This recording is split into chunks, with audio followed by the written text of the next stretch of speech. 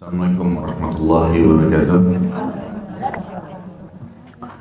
Alhamdulillah, selalu saja kita memuji Sang Pencipta Allah sebagai orang muslim, orang mukmin penuh keyakinan bahwasanya Allah itu maha mendengar, maha mengetahui, maha melihat, dan janjinya benar. Dia telah menjanjikan dalam surah Ibrahim yang kekal ditilawakan oleh orang beriman. A'udzu billahi minasyaitonir rajim. La in syakartum la azidannakum wa la in kafartum inna 'adzabi lasyadid. Kalau kalian bersyukur terhadap nikmat-nikmat yang aku limpahkan, maka aku akan menambahnya, dan kalau kalian kufur, maka azabku sangat pedih. Allah telah menjanjikan dengan kalimat Alhamdulillah segala nikmat akan ditambahkan. Maka sangat wajar kalau kita selalu membasahi di dalam bibir kita dengan kalimat ini. Selanjutnya kita panjatkan salawat dan taslim, salam hormat kita kepada utusan Sang Pencipta Allah yang telah membawa kepada kita hukum halal haramnya Allah sehingga kita punya panduan hidup. Kita tahu apa yang diinginkan dan diperintahkan juga dilarang oleh Sang Pencipta sehingga kita bisa mendapatkan kebahagiaan dunia dan akhirat. Dan manusia terbaik ini telah diperintahkan oleh Allah untuk dijadikan sebagai suri tauladan, dan tentu buah tidak akan jauh dari pohonnya. Siapapun yang mengikuti manusia terbaik ini, dia telah sukses dalam segala lini kehidupan manusia, berhasil menjadi seorang suami yang terbaik, ayah yang terbaik, sahabat yang terbaik. Juga dia telah menjadi seorang saudagar, ekonom, dan juga politikus yang terbaik. Maka tentu saja orang yang menjadikannya sebagai suri tauladan akan sama dengan beliau. Dan juga mengucapkan satu kali salam hormat akan dibalas oleh Allah dengan 10 kali tambahan rahmat. Dan rahmat Allah luas sekali, berisikan pengampunan dosa, peninggian derajat, dan juga pemenuhan segala kebutuhan. Maka jadilah orang setelah memuji Allah Alhamdulillah selalu juga membacakan salawat dan taslim kepada Nabi besar Muhammad sallallahu alaihi wasallam. Melanjutkan bahasan kitab Riyadhus Shalihin yang ditulis oleh Imam Nawawi rahimahullah. Dan kita masuk tentunya di hadis nomor 154 dan masih bab yang sama, seimbang dalam ketaatan. Islam adalah agama yang terbaik, selalu juga memandu para penganutnya untuk menjadi orang yang terbaik. Dan salah satu kebaikan dari Islam adalah mengatur keseimbangan antara ketaatan kepada Allah Subhanahu wa taala juga kepada hak-hak atau keperluan individual. Pernah ada seorang sahabat bernama Amr bin As radhiyallahu anhu. Beliau kebetulan puasa setiap hari. Dan setiap hari sholat malam yang diikuti membaca 30 juz Al-Quran. Ya. Lalu kemudian Nabi SAW dengar itu. Nabi SAW tanya kepada dia, sampai kepadaku berita, kau lakukan begini dan begitu. Maka dia mengatakan, betul ya Rasulullah. Kata Nabi SAW, berpuasalah kamu 3 hari setiap bulannya. Maka dia mengatakan, ya Rasulullah, saya masih punya potensi. Ada waktu, ada kekuatan, ya, ada keinginan. Jadi saya bisa puasa tiap hari pun gak ada masalah sepanjang tahun. Ini puasa sunnah ya, selain puasa Ramadan. Maka kata Nabi SAW, kalau begitu puasalah puasa Daud. Yaitu puasa sehari dan berbuka puasa sehari. Ketahuilah dirimu punya hak, istrimu punya hak, anak-anakmu punya hak, semuanya memiliki hak yang harus kamu berikan. Artinya ada keseimbangan di situ. Butuh jasad kita juga istirahat, butuh juga keluarga untuk duduk bersama-sama, butuh juga waktu untuk pekerjaan. Jadi tidak selamanya duduk 24 jam baca Quran, 24 jam kita sibuk dengan zikir kepada Allah, enggak. Tapi kita mengisi semuanya dengan kebaikan-kebaikan yang penting itu dibolehkan dalam agama, apalagi diperintahkan. Maka itu bisa menjadi pahala juga, gitu kan? Karena banyak orang kadang-kadang tidak memahami masalah jenis-jenis ibadah. Dia berpikir ibadah itu hanya sekedar baca Quran, berzikir, sholat. Ya. Padahal banyak sekali. Seperti sabda Nabi SAW,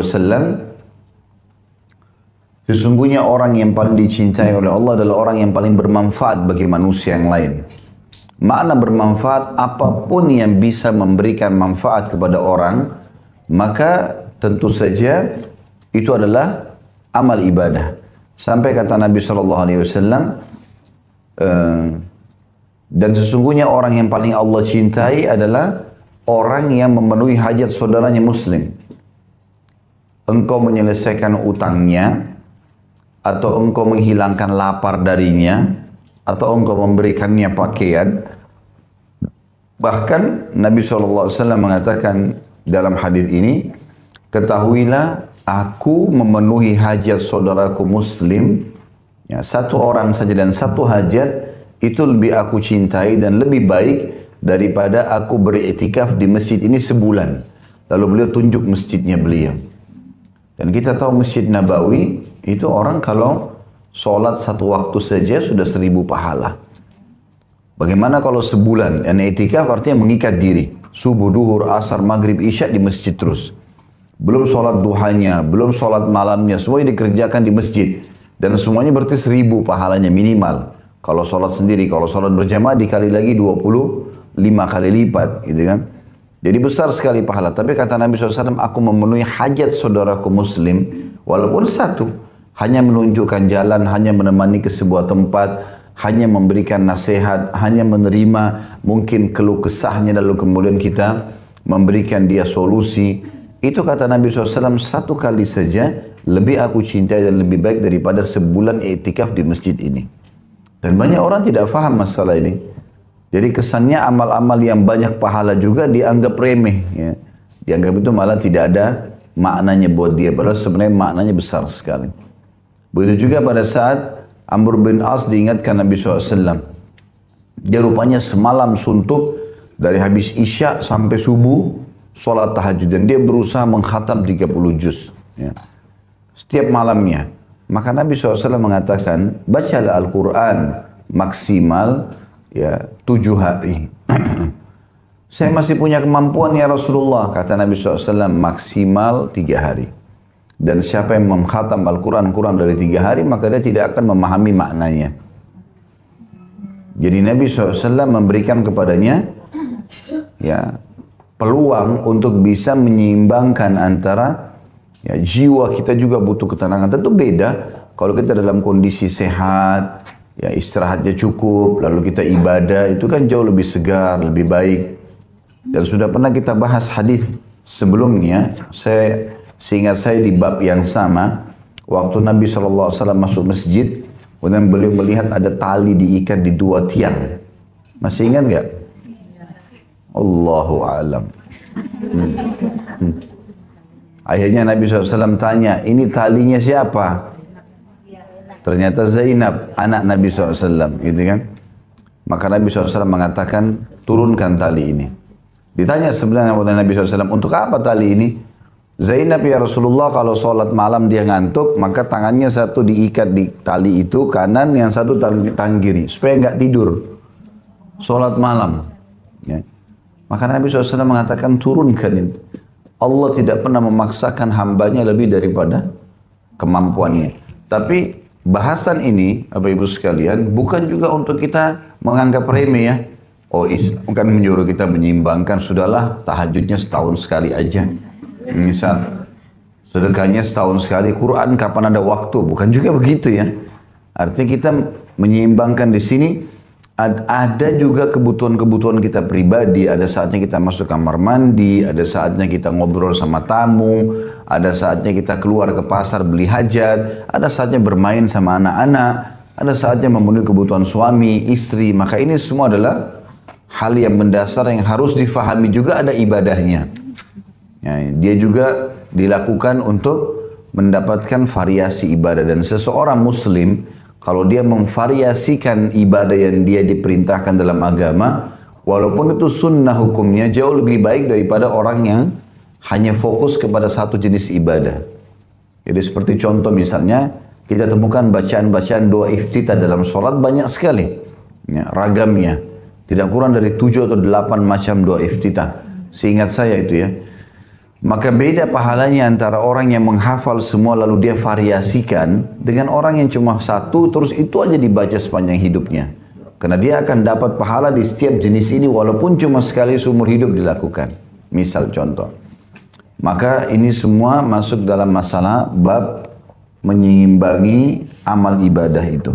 Dan yang terakhir yang sudah kita jelaskan adalah hadis tentang kasus Salman dan Abu Darda radhiyallahu anhuma di nomor 153. Ini tidak saya ulangi lagi. Kita akan masuk pada pagi ini insyaallah. Semoga Allah berkahi hadis nomor 154.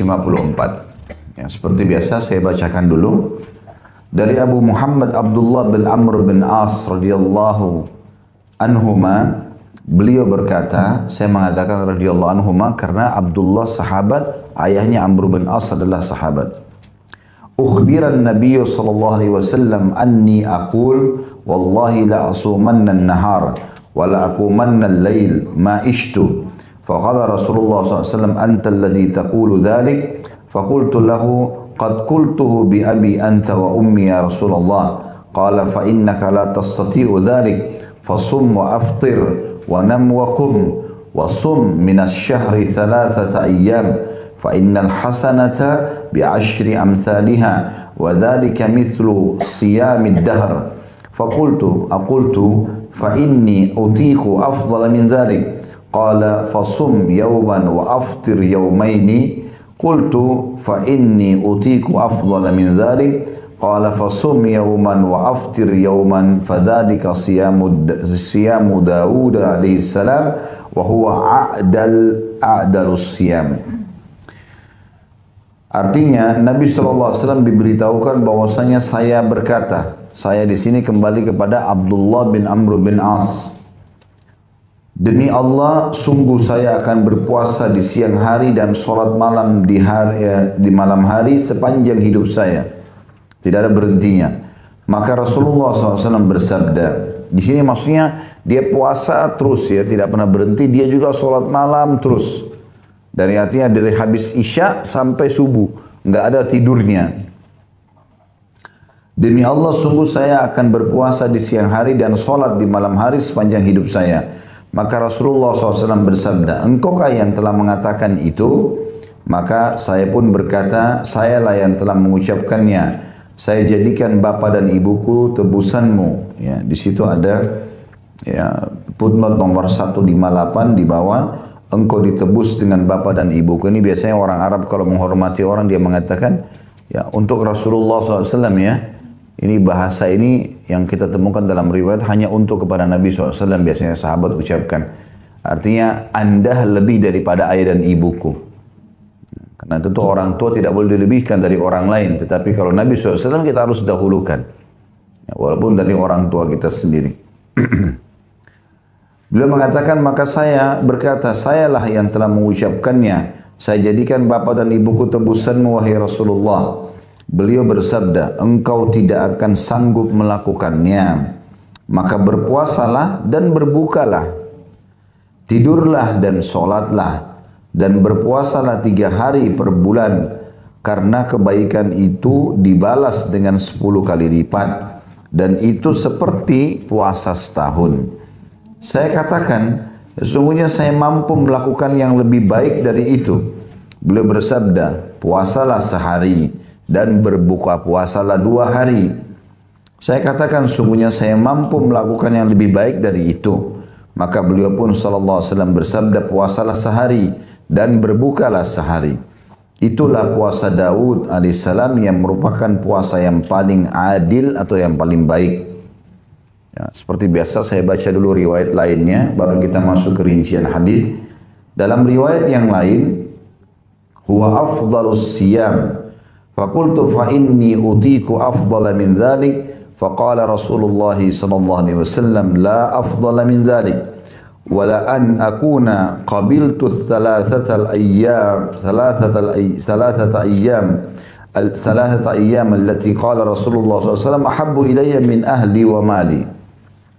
Itulah puasa yang paling utama, maksudnya puasa sehari, bukan puasa sehari. Maka saya katakan, maksudnya Abdullah bin Amr bin As radhiyallahu anhu, saya masih mampu melakukan yang lebih baik dari itu. Maka Rasulullah SAW bersabda, tidak ada yang lebih baik dari itu. Dan saya menerima 3 hari yang dikatakan oleh Rasulullah SAW, tentu itu lebih saya sukai daripada keluarga dan hartaku. Ini ada riwayat yang lain lagi, tentu tentang penyebutan masalah, masih kisah yang sama ya.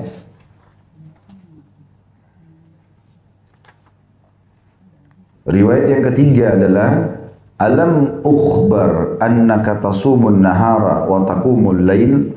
Qultu bala ya Rasulullah. Qala fala taf'al, sum wa aftir wa nam wa qum, fa inna li jasadika 'alaika haqqan wa inna li 'ainayka 'alaika haqqan wa inna li zawjika 'alaika haqqan wa inna li zawrika 'alaika haqqan wa inna bihasbika an tasuma fi kulli shahrin 3 ayyam fa inna laka bi kulli hasanatin 10 amthaliha fa inna dhalika siyamud dahr fashaddadtu fashuddida alayya. Qultu ya Rasulullah inni ajidu quwwah. Qala sum siyama nabiyillahi Dawuda wa la tazid alayhi. Qultu wa ma kana siyamu Daud? Qala nisfun nahari fakana Abdullah yaqulu ba'da ma kabir ya laitani qabiltu rukhsata Rasulillah sallallahu alaihi wasallam.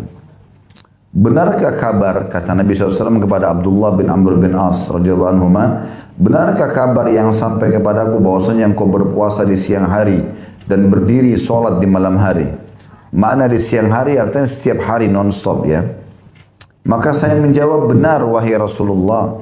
Beliau pun sallallahu alaihi wasallam menjawab, jangan melakukan itu. Berpuasalah dan berbukalah. Tidurlah dan bangunlah. Karena sungguhnya jasadmu memiliki hak yang harus kamu tunaikan. Kedua matamu memiliki hak atas dirimu. Istrimu memiliki hak yang harus kamu tunaikan. Dan tamumu memiliki hak yang harus kamu tunaikan.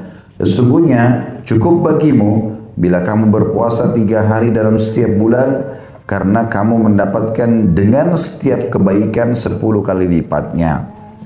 Yang demikian itu adalah puasa setahun. Saya memperberat diri sehingga saya diperberat, kata Abdullah radhiyallahu anhu. Saya berkata, wahai Rasulullah, sungguhnya saya merasa masih kuat. Maka beliau sallallahu alaihi wasallam bersabda, berpuasalah seperti puasa Daud dan jangan kamu melebihinya. Saya bertanya, bagaimanakah puasanya Nabi Daud itu? Maka beliau bersabda, puasa separuh masa. Maksud separuh masa adalah sepanjang tahun ya. Kalau sehari puasa, sehari enggak puasa, berarti kan seperti dia puasa setengah tahun ya. Maka saya pun berkata, atau ketika Abdullah telah berusia lanjut, beliau berkata, andai saja dulu saya menerima keringanan yang diberikan oleh Rasulullah sallallahu alaihi wasallam.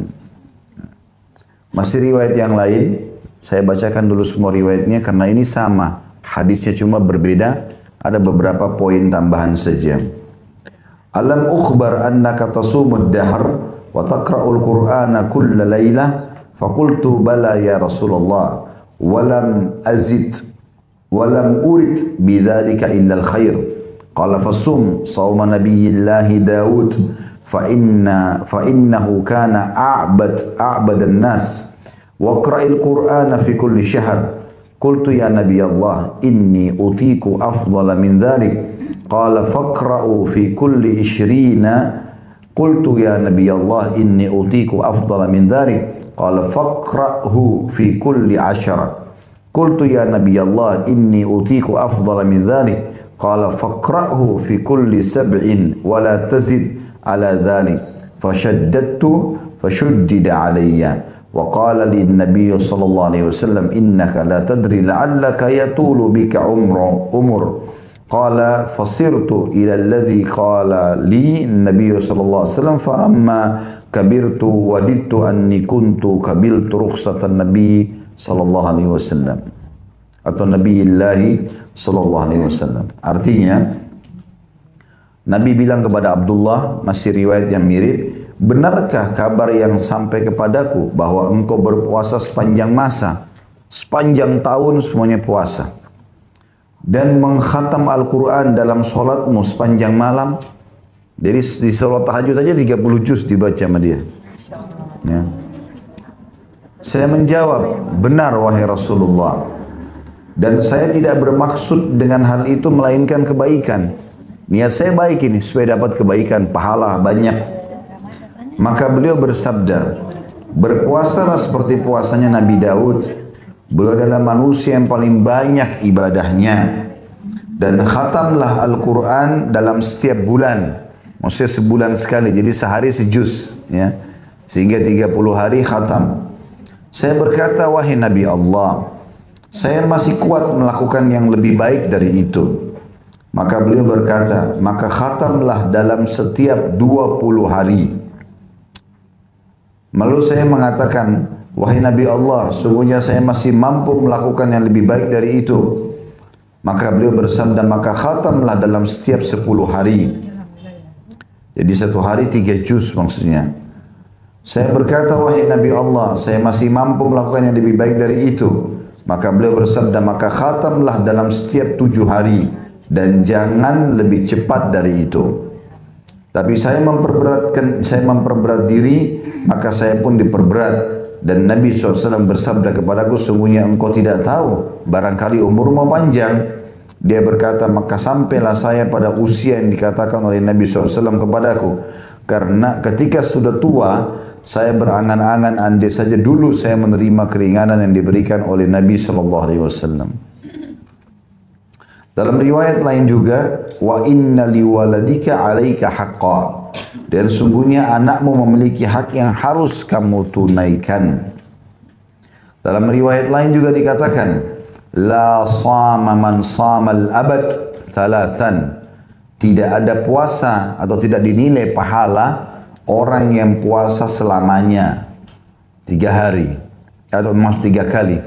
Artinya terus puasa, hari ini puasa, besok puasa, lusa puasa terus, malah tidak ada pahalanya. Dan Nabi SAW tekankan masalah itu. Dalam riwayat yang lain juga, ahabbus siyami ilallahi ta'ala siyamu Daud, wa ahabbus salati ilallahi ta'ala salatu Daud. Kana yanamu nisfal layl, wa yakumu thuluthah, wa yanamu sudusah, wa kana yasumu yawman wa yuftiru yawman. Wala yafirru idzan laqa. Puasa yang paling dicintai Allah Ta'ala adalah puasa Daud, dan solat yang paling dicintai oleh Allah adalah solatnya Daud. Dia tidur separuh malam, bangun pada sepertiganya, lalu tidur pada seperenamnya. Dia berpuasa sehari dan berbuka puasa sehari, dan dia tidak lari jika bertemu dengan musuh. Riwayat yang terakhir, dalam satu riwayat yang lain juga, ankahani abi imra'atan dzata hasab wa kana yata'ahadu kinnata ay imra'ata waladi fayas'aluha an ba'diha fataqulu lah ni'mar rajuli min rajuli lam yata' lana firashan wa lam yufattish lana kanafan mundu ataina.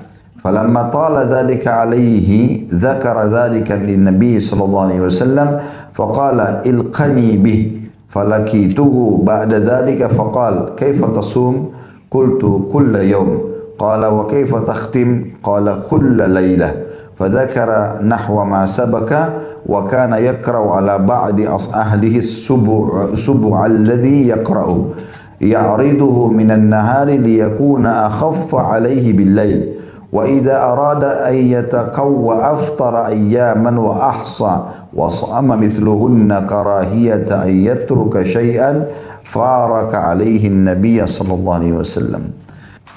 Ayahku menikahkanku dengan seorang wanita yang mulia, dan ayahku itu selalu mendatangi menantunya, yakni istri anaknya, dan menanyakan tentang suaminya. Maka istriku berkata kepadanya, jadi Amr bin As menikahkan Abdullah sama seorang wanita yang baik, yang cantik, yang punya keturunan yang mulia. Kemudian Amr bin As datang setelah dia menikah karena dia sering tanya anak mantunya, bagaimana suamimu? Maka istriku berkata kepadanya, maksudnya kepada ayahku, suami yang baik, hanya saja dia tidak pernah berbaring di ranjang kami. Ini maknanya di Adaput nomor 160, kiasan tentang berbaring dan tidur bersamanya di atas tempat tidur. Dan tidak pernah membuka kain penutup kami. Ini kiasan ada footnote 161, kiasan tentang keengganannya untuk berhubungan suami istri. Artinya santun, baik, ramah, berikan nafkah, tapi nggak ada biologisnya. Ya, karena sibuk dengan ibadah. Semenjak kami datang kepadanya, jadi semenjak menikah sampai sekarang nggak pernah ada tidur bersama, nggak pernah ada biologis segala macam. Tak kala hal itu berlangsung lama, maka ayahku melaporkan hal itu kepada Nabi SAW. Jadi ayahnya Abdullah, maksudnya Amr bin As mengeluh sama Nabi, ini anak saya Abdullah begini nih. Ibadahnya begini tapi istrinya terbengkalai. Maka beliau bersabda, pertemukan aku dengannya. Panggil Abdullah itu aku mau ketemu. Maka saya menghadap kepada beliau. Beliau pun bertanya SAW, bagaimana kamu berpuasa? Saya menjawab tiap hari. Beliau bertanya lagi, bagaimana kamu mengkhatam Al-Quran? Dia menjawab setiap malam. Ya, yang biasa Bapak Ibu baca Inna Atayna wal Asr. Ya. Ini bacanya 30 juz. Selanjutnya, dia menyebutkan semakna dengan keterangan yang telah lalu. Maksudnya mirip hadis-hadis sebelumnya.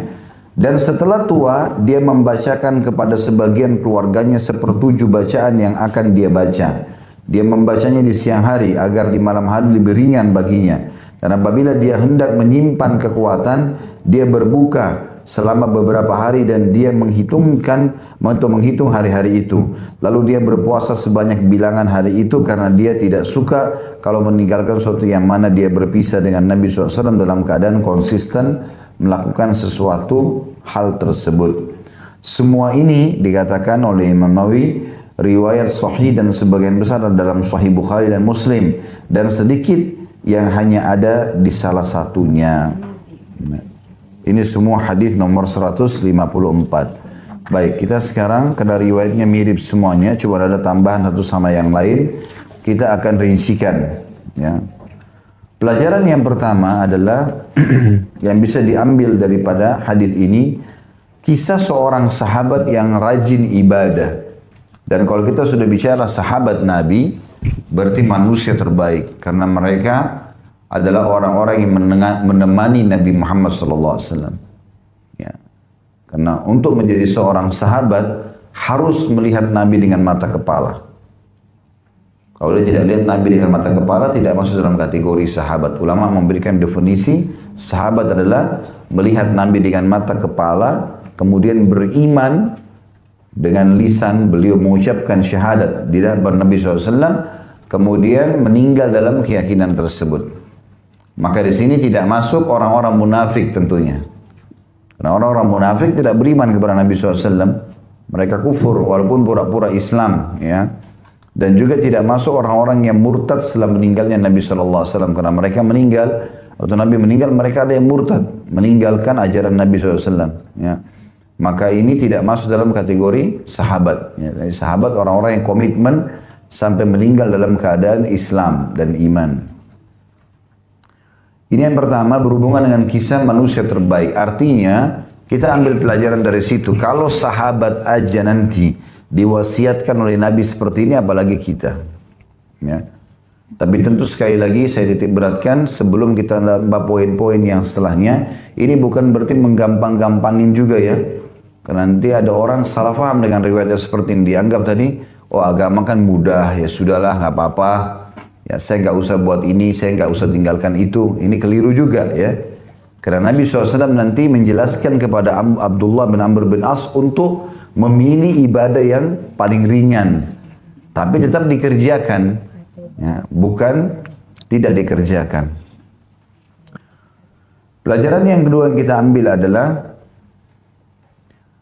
keutamaan puasa 3 hari setiap bulan. Keutamaan puasa setiap 3 hari setiap bulan.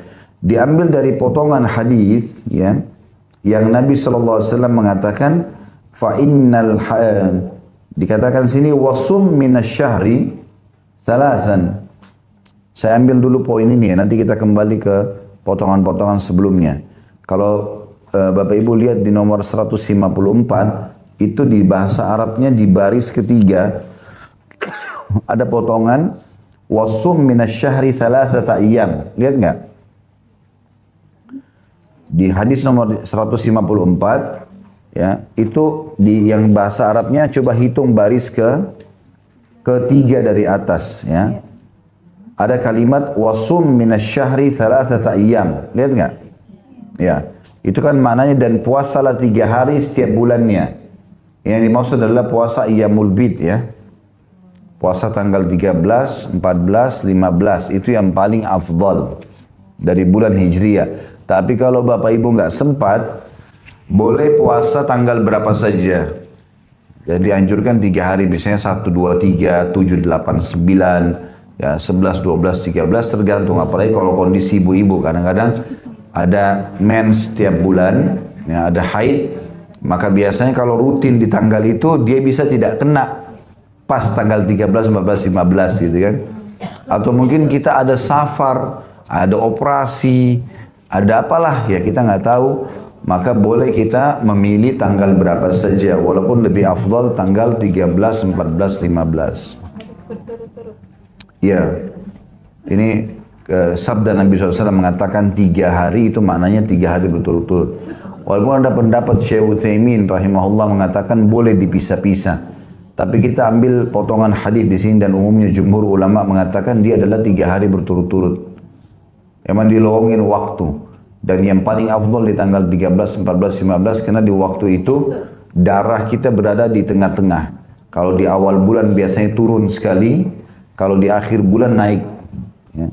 Jadi orang sering emosional di akhir bulan bukan karena belum terima gaji. Tapi memang darahnya memang lagi naik. Makanya Nabi SAW suruh berbekam justru setelah puasa Ayyamul Bid ini. Setelah tanggal 13, 14, 15 Nabi bilang yang paling baik bekam adalah tanggal 17, 19 dan 21.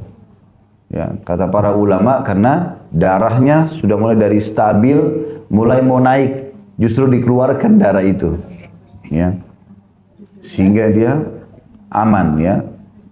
17, 19 dan 21. Makanya biasa di tempat-tempat bekam di Jakarta saya lihat sudah mulai faham itu. Kalau tanggal 17, 19, 21 ini biasanya rame ya. Nah, kalau Bapak Ibu punya orang kenalan yang bisa faham bekam, apalagi kalau belajar sendiri lebih bagus ya. Belajar saja lebih mudah gitu. Kalau saya punya alat bekam sendiri di rumah malah saya pakai di titik-titik yang saya bisa jangkau ya saya bekam sendiri ya. Kalau yang tidak mungkin bisa minta tolong pada istri untuk melakukan di titik ini ya, lakukan seperti ini misalnya. Maka itu bisa dilakukan supaya tidak bergantung sama orang. Yang jelas kita kembali tadi ke puasa 3 hari setiap bulan. Baik keutamaannya apa? Pahalanya sama dengan puasa setahun penuh. Bagaimana memahami pahala puasa setahun penuh? Nabi rincikan di situ ya. Nabi bilang fa innal hasanata bi asyri amsalihha. Karena setiap pahala dilipat gandakan 10 kali lipat. Kan kasusnya Abdullah bin Amr bin As ini maunya dapat pahala 1 tahun puasa. Kan gitu. Kenapa Abdullah bin Amr bin As ini puasa terus setiap hari? Karena dia mau 1 tahun itu semuanya puasa isinya. Dia mau begitu. Dan itu ada alasan ya. Karena kalau puasa ini, kalau ibadah yang paling besar pahalanya adalah puasa. Ini pernah kita jelaskan waktu menjelang Ramadan dulu, ya. Waktu kita sebutkan tentang keutamaan menjambut Ramadan, kalau masih ingat pernah kita jelaskan dengan hadis Bukhari yang kata Nabi SAW semua amal ibadahnya anak Adam sudah ditentukan kadar pahalanya kecuali 10 kali 1 sampai 10 kali lipat, 10 kali lipat sampai 700 kali lipat kecuali puasa karena dia milikku aku akan membalas langsung kata Allah dalam hadis qudsi. Jadi puasa adalah yang paling afdal. Makanya Abdullah ingin sepanjang tahun selalu diisi dengan buku amalnya nanti semuanya dengan puasa. Maka Nabi berikan ke dia resep. Bisa kau dapat pahala setahun. Caranya puasa 3 hari setiap bulan. Tentu ini boleh dan ditambah lagi dengan puasa Senin Kamis ya. Puasa hari Ashura, Tasu'a dan Ashura, hari Arafah, ada puasa-puasa lain. Tapi Nabi SAW sedang fokus membahas sikap dan perilakunya Abdullah bin Amr bin As. Karena dia ingin dapatkan pahala puasa setahun, maka Nabi kasih cara itu. Nah, tentu jangan bilang kalau gitu saya puasa Ayyamul Bid saja Ustaz, nggak usah puasa Senin Kamis misalnya, enggak, bukan itu yang dimaksud. Yang dimaksud di sini adalah Nabi sedang membahas, karena Nabi SAW itu bijaksana. Ya, kalau membahas sebuah kasus yang dihadapi oleh seorang sahabat, maka Nabi fokus. Kita sebagai umatnya harus paham. Ada saatnya ada orang datang, anak muda datang mengatakan, ya Rasulullah, wasiatkan saya supaya saya tidak punya masalah sama orang. Nabi bilang, jangan kok emosi. Jadi nasihat ini bukan berarti emosi aja dikontrol, yang lain nggak usah, enggak. Kebetulan orang ini kasusnya sedang emosional. Nabi nasihatin, kamu jangan emosi. Apalagi ya Rasulullah, jangan kok emosi. Apalagi ya Rasulullah, jangan kok emosi. Ada juga pernah orang datang mengatakan, ya Rasulullah izinkan saya berzina. Saya boleh tinggalkan apa saja kecuali zina. Kata Nabi SAW, kau mau kalau terjadi pada ibumu? Tidak ya Rasulullah. Istrimu? Tidak. Adikmu? Tidak. Tantemu? Tidak. Kenapa kau lakukan pada orang lain? Gitu kan? Maka kasuistiknya adalah orang ini sedang menghadapi kasus zina. Ada juga orang izin minta minum khamr. Maka Nabi SAW nasihati di khamr. Nah kita sebagai umatnya harus bijak mengambil pemahaman dari semua hadis itu. Kalau kita ambil satu hadis saja misalnya, kita akan mengambil kesimpulan, kalau tidak faham ilmunya, oh ternyata dengan meninggalkan, tidak usah emosi sudah cukup buat saya. Enggak. Gitu kan?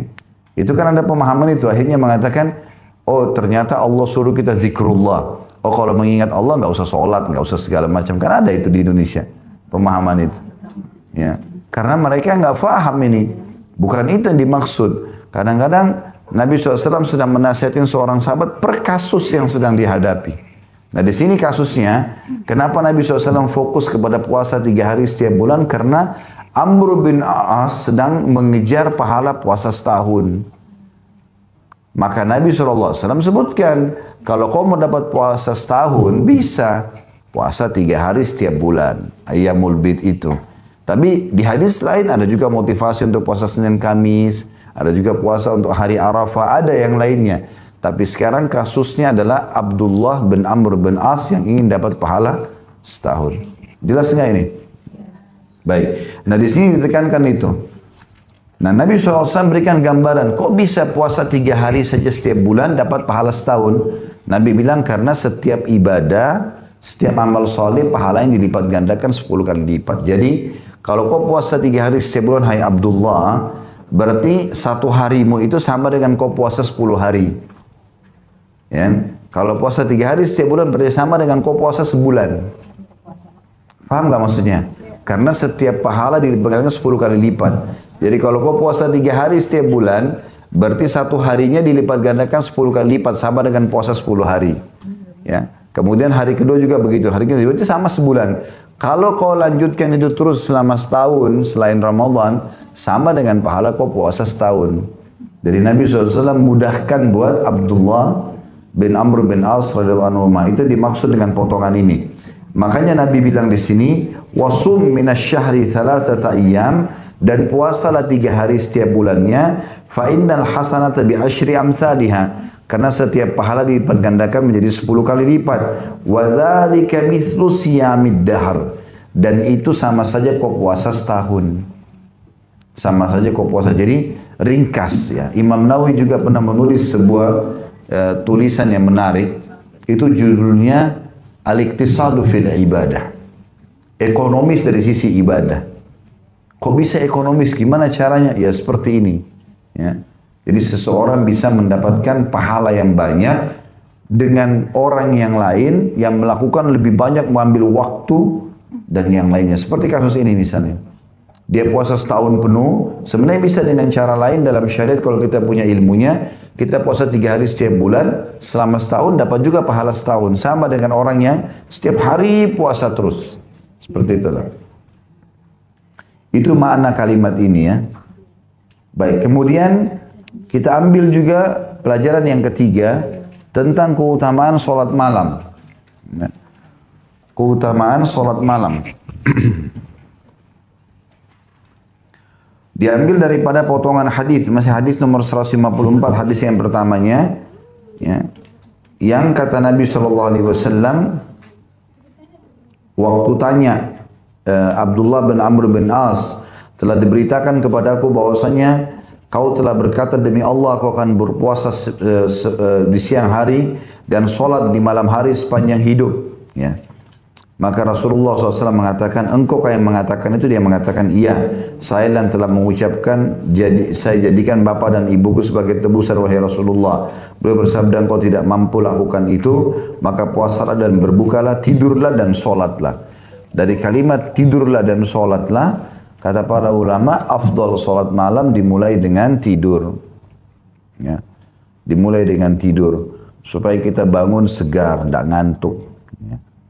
Dan yang paling afdal, seorang muslim dan muslimah kalau tidak ada hajat yang mendesak, tidur di awal malam. Awal malam itu habis isya, ya. Habis isya udah langsung istirahat, udah gak ada kegiatan lagi. Kegiatan semuanya Allah buat kayak sekarang pagi, siang, sore ada matahari begini, terang begini, itu untuk aktivitas. Nah, kita kalau terang begini walaupun mau tidur kadang-kadang susah karena silau. Memang waktu untuk beraktivitas. Allah mengatakan, dan kami jadikan siang untuk kehidupan. Wa ja'alna an-nahara ma'asya. Ya, dan kami jadikan kehidupan siang itu untuk hidup, untuk aktivitas. Memang dari pagi sampai menjelang maghrib. Sudah gelap langit, itu memang Allah SWT suruh kita istirahat. Disuruh istirahat. Makanya orang lebih santai, lebih rileks di malam hari. Dan syaitan menggunakan kesempatan itu. Kata Nabi SAW, kalau sudah tiba maghrib, maka masukkanlah anak-anak kalian ke dalam rumah karena syaitan sedang keluar. Ya. Sedang keluar. Mereka sudah mulai mengetahui kalau malam hari manusia sudah mulai santai dan dosa terjadi di waktu santai. Kalau kita lagi sibuk, di siang hari begini, orang banyak beraktivitas, kita malu buat dosa kan? Umumnya begitu. Dan kadang-kadang karena kesibukan kita nggak terfikir, tapi kalau sudah pulang ke rumah, kemudian kita sudah santai, udah mandi, badannya sudah tenang, pikirannya sudah tenang, maka terbukalah potensi-potensi dosa. Syaitan bisa masuk di situ. Maka di malam hari itu memang waktu untuk istirahat. Kapan orang tidur, maka akan aman. Ya. Karena orang tidur aman dari masalah kemaksiatan insya Allah. Apapun yang terjadi pada saat dia tidur tidak dihakimi atau tidak dihukumi oleh Allah SWT. Kata Nabi SAW, diangkat pena catatan malaikat dari 3 orang. Dari anak kecil sampai dia balik, orang gila sampai dia sadar, dan orang tidur sampai dia bangun. Jadi kalau ada orang tidur dia membunuh, maka nggak terjadi hukum padanya. Misalnya dia tidur, dia mimpi, ngigau, dia ambil pisau, dia tusuk seseorang, maka nggak dihakimi hukum. Itu kalau terjadi. Ya. Tapi jelas malam hari itu memang untuk tidur. Makanya disunnahkan untuk tidur di awal malam. Dan Abu Daud rahimahullah, salah satu pemilik Sunan Abu Daud yang masyhur dari 9 buku hadis yang jadi rujukan umat Islam, itu beliau menulis bab khusus namanya bab nahi anis samr, bab larangan begadang. Ya. Tanpa ada udzur itu dilarang. Dan banyak sekali hadis Nabi SAW yang diangkat oleh beliau tentang larangan untuk begadang ini tanpa ada udzur. Jadi sengaja buang-buang waktu. Oh enggak, saya enggak bisa tidur, saya biasa jam 12 malam baru tidur. Itu kan dia sedang mengirim sinyal di otak dia, kalau saya enggak bisa tidur kecuali jam 12. Enggak boleh ada begitu, itu sugesti negatif. Ya, bisa insya Allah, kenapa enggak bisa? Ya, saya kan pernah bilang, kita jangan kurung diri kita di bingkai kehidupan yang kita buat sendiri. Saya nggak bisa tidur kecuali di rumah saya. Ya susah kalau nginap di rumah orang tua. Kalau terjadi gempa, nginap di rumah orang, nginap di masjid, naudzubillah, kan misalnya terjadi gempa itu, maka itu tetap aja bisa. Kalau orang tidak mengurung dirinya di situ, tidak ada sugesti yang mengurung dirinya di sini, maka dia akan aman. Saya pernah kasih contoh gitu, kalau saya tidak minum kopi pagi hari, kepala saya pusing. Nanti pusing benar. Ada susu, ada kopi, ada teh, ada air putih minum. Nggak ada pun nggak apa-apa. Nabi SAW pernah pulang ke rumah tanya Aisyah, Aisyah ada makanan nggak? Nggak ada. Kalau gitu saya puasa. Selesai. Mudah kok bagi Nabi. Ada, alhamdulillah nggak ada ya sudah. gitu kan? Jadi kalau kita lagi pengen, ibu-ibu pengen beli baju nggak dapat, nggak apa-apa, nggak usah nggak tidur 2 hari, ya. Pikirin terus, tasnya dipikirin, bajunya dipikirin, sudahlah biasa saja. Ada, alhamdulillah nggak ada, ya sudah ganti yang lain, ya, gitu. Maka itu contoh-contoh saja. Jadi makanya kalau tidak bisanya mengerjakan satu perbuatan karena dia sendiri yang menanamkan itu dalam dirinya. Ya, saya nggak bisa tidur kecuali di rumah saya. Ada saya pernah cerita itu hari sampai ada jemaah umroh pergi umroh bawa bantal. Saya tanya kenapa bawa bantal? Saya nggak bisa tidur kalau nggak pakai ini. Itu kan negatif sekali. Ada bantal di mana saja pakai, ya. Kan bisa. Contoh saja. Jadi akhirnya jadi susah sendiri, nggak bisa gitu kan. Baik itu bisa diambil, maka tidur awal malam adalah sunnah Nabi SAW sehingga cukup untuk bangun, ya. Dan kita sudah tahu juga waktu-waktu ini adalah waktu yang sangat baik untuk istirahat. Secara medis pun begitu, ya. Orang-orang naudzubillah yang kena jantung, ya, yang stroke, itu sekarang salah satu terapinya dibangunkan di sepertiga malam, ya, atau setengah malam, di jam 2 malam, bangun disuruh jalan-jalan di depan kamarnya, ya. Karena biasa di jam-jam ini ada serangan-serangan, makanya itu disuruh bangun sholat, kita disuruh bangun sholat misalnya. Ya, ala kulli hal kita kembali ke bahasan tadi. Jadi ada keutamaan sholat malam dan kita sudah tahu tentunya keutamanya sangat besar sekali. Di antaranya Allah turun ke langit bumi kemudian menanyakan kepada para malaikatnya, ada yang memohon ampun enggak, saya maafkan. Ada yang punya permintaan enggak, saya penuhi. Ada yang minta tolong enggak, saya tolong, gitu kan. Itu dari hadis yang potongan pertama. Kemudian hadis potongan kedua juga sudah kita jelaskan, sama, ya. Tentang keutamaan puasa 3 hari. Kemudian kita ambil pelajaran yang keberapa sekarang? Yang keempat, ya. Itu bagaimana perintah Nabi SAW, pelajaran yang keempat, perintah dan ajaran Nabi SAW lebih utama daripada keinginan kita pribadi, walaupun itu kebaikan. Perintah Nabi SAW dalam mengerjakan kebaikan lebih baik, ya, daripada keinginan pribadi, walaupun baik di pandangan mata kita. Seperti Abdullah tadi memandang, saya bisa ya Rasulullah, saya bisa ya Rasulullah, gitu loh. Kamu puasa, ya, 3 hari sebulan saja, saya masih bisa ya Rasulullah. Ya. Di dia maksudnya saya masih mampu ya Rasulullah. Tapi Nabi sudah tawarin, semestinya seorang muslim kalau Nabi sudah bahasakan, cukup bagi dia. Nabi lebih tahu itu yang paling baik, gitu. Dan Nabi sudah tahu pada saat kita bertanya, ternyata kamu lagi mau ini, gitu. Nabi sudah tahu. Dan Nabi tidak menjawab kecuali dengan wahyu. Tapi rupanya dia tetap mendesak, ya Rasulullah saya masih mampu. Nabi bilang kamu puasa Daud kalau gitu. Bahkan penawaran dalam beberapa riwayat tadi, kamu puasa sehari, berbuka puasa 2 hari. Awalnya begitu kan. Terus kemudian dia bilang saya masih mampu ya Rasulullah. Baik, terakhir kau puasa, sehari berbuka puasa. Tapi di sini ada hal yang mendasar. Abdullah radhiyallahu anhu di akhir hidupnya mengatakan apa? Aku pun, ya, menyesal, ya. Kalau di riwayat tadi yang kedua masih di halaman 165, dia mengatakan di potongan terakhir, ketahuilah bahwasanya aku menjalankan puasa 3 hari setahun, 3 hari dalam setiap bulannya itu lebih aku cintai daripada istri dan hartaku. Dalam riwayat-riwayat tadi yang sesudahnya juga, dia mengatakan pada saat dia sudah tua, karena mulai tetap dia pertahankan ibadahnya itu, pada saat dia sudah mulai tua, dia menyesal, dia mengatakan, coba saya mengikuti Rasulullah SAW dari awal, gitu loh. Dari awal, ya. Maknanya bukan dia menyesali ibadahnya, tapi dia dengan berjalan waktu dia mulai merenungi, ternyata Nabi SAW sampaikan kepada saya ibadah yang lebih ringan, waktunya lebih sedikit, energi lebih sedikit, tapi pahalanya sama. Ya. Kenapa saya nggak ikutin saja? Nah, berarti memang perintah Nabi SAW itu jauh lebih baik.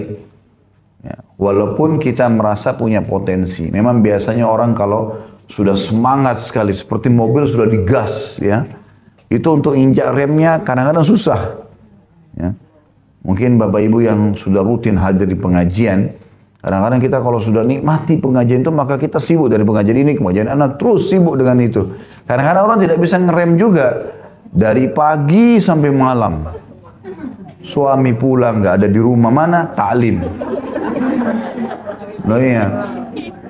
Anak-anak kita pulang sudah tidur. Kenapa? Kan nuntut ilmu agama. Ada haknya. Nanti kita jelaskan di poin itu setelahnya. Ada hak mereka. Dan itu ibadah juga. Duduk ngobrol sama suami, duduk ngobrol sama istri, main sama anak-anak, tanyain keadaan mereka, penuhi hajatnya. Itu semua adalah ibadah. Jadi kita ada saatnya, gitu kan. Jangan juga ini diringankan ya. Kan itu Ustaz sudah bilang, nggak apa-apa deh kalau gitu sebulan sekali taklimnya. Ini juga lemah imannya kalau cuma sebulan sekali, ya. Nah iya, sepekan sekali saja masih susah gitu, masih kurang sebenarnya. Tapi mungkin setiap hari ada taklim, cuma sekali, 2 kali taklim. Habis itu kita kerjakan aktivitas yang lain. Karena itu perlu, ya, waktu buat keluarga, waktu buat diri sendiri. Ya. Ada saat-saatnya kita duduk ya untuk merenungi masalah-masalah seperti ini. Baik, pelajaran yang kelima ya, yang kita bisa ambil dari hadis itu di halaman 166 ya.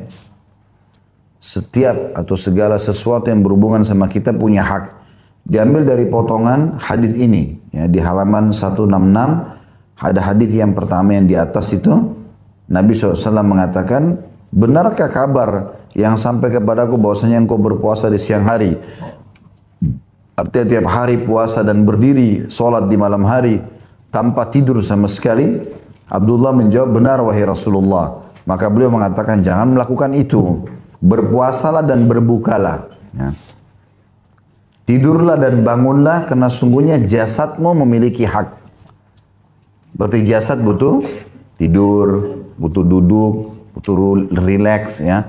Tidak sepanjang hari pikiran kita terus berkecamuk dengan masalah-masalah ya. Karena ada orang kadang-kadang kena sibuknya dengan masalah diri dia dan masalah orang lain sampai dalam tidur pun dibawa masalah itu. Ya, bawa dalam mimpi. Makanya sering saya bilang harusnya kita sibuk dengan diri kita sendiri. Kecuali darurat sekali ada orang yang minta tolong ya, baru.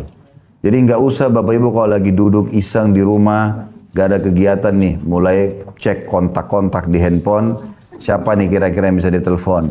Lalu telepon, ada masalah apa kamu? Curhat aja, nggak apa-apa, ya. Jadi dia buat masalah buat dirinya untuk apa? Akhirnya orang itu cerita permasalahannya, duduklah dia 2-3 jam. Tersitalah waktu seminggu ke depan, 2 minggu ke depan. Karena orang ini merasa ada tempat untuk curhat. Ya nggak usah, nggak perlu.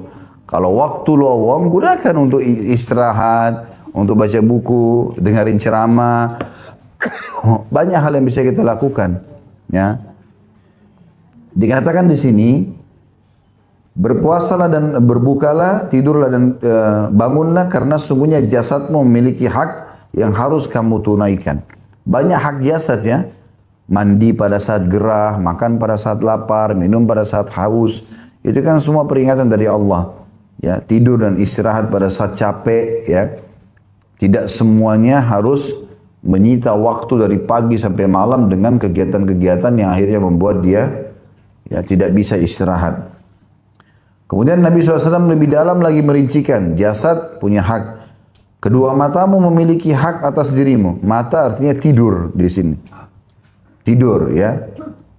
Atau melihat sesuatu yang halal atau mubah dalam Islam. Kayak melihat pemandangan yang indah.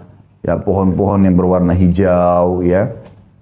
Itu hal yang dibolehkan.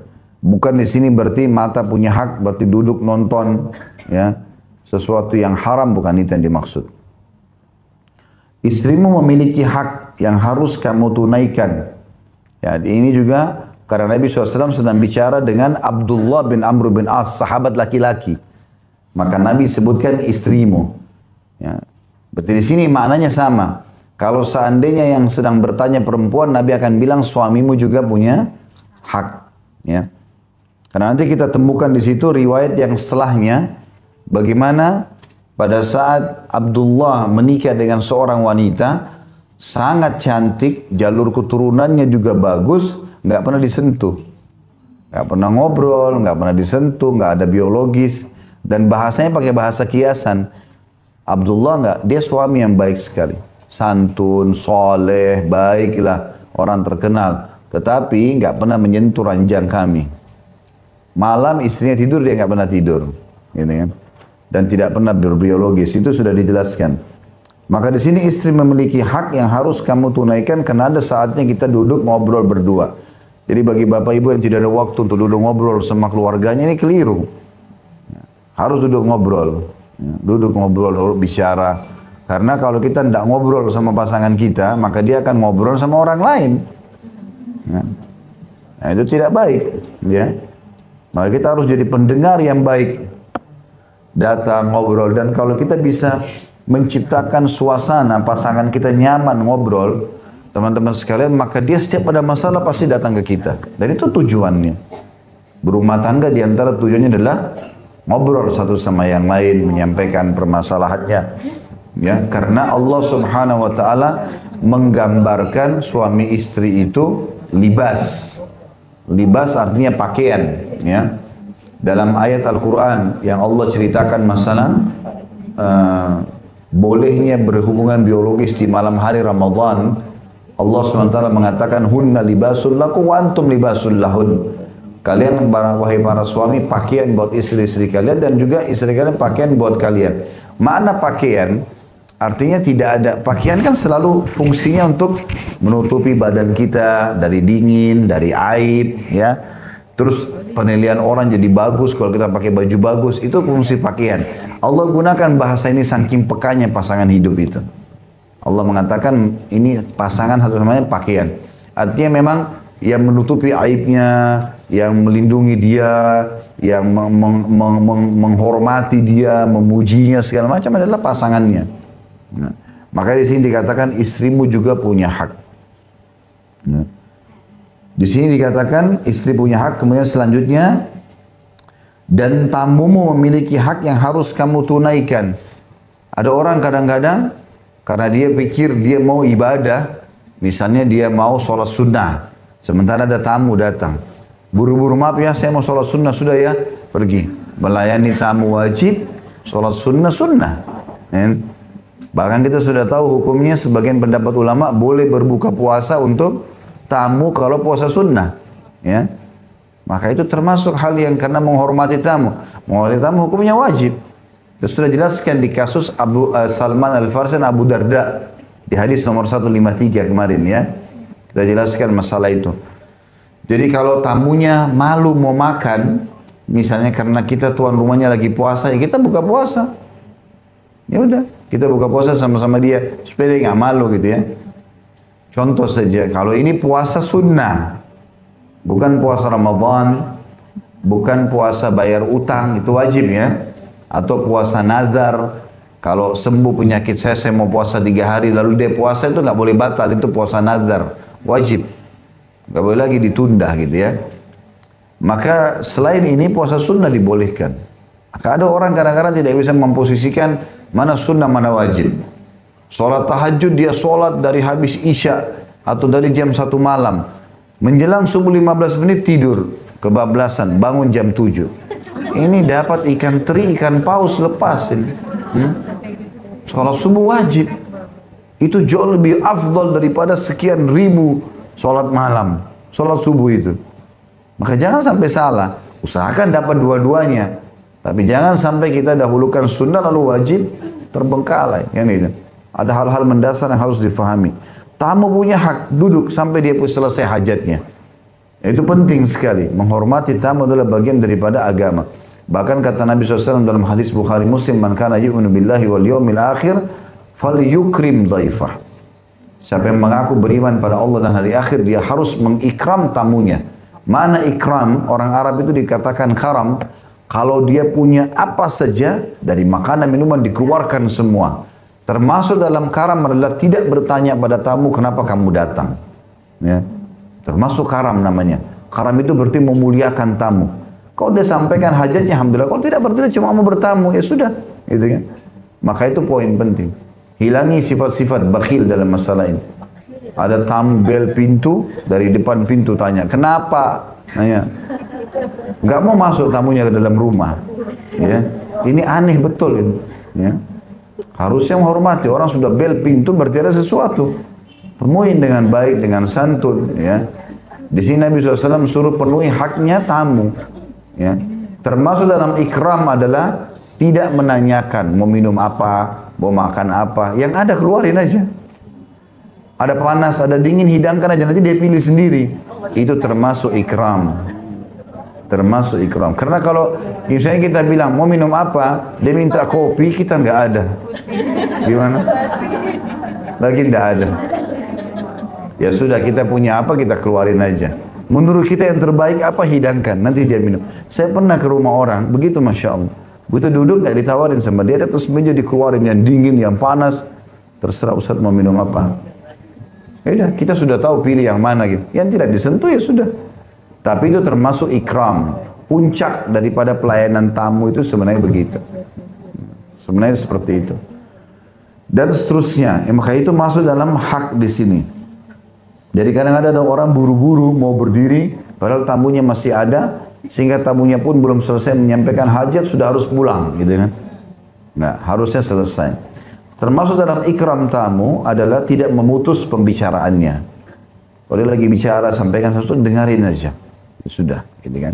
Itu termasuk dalam masalah ini semua.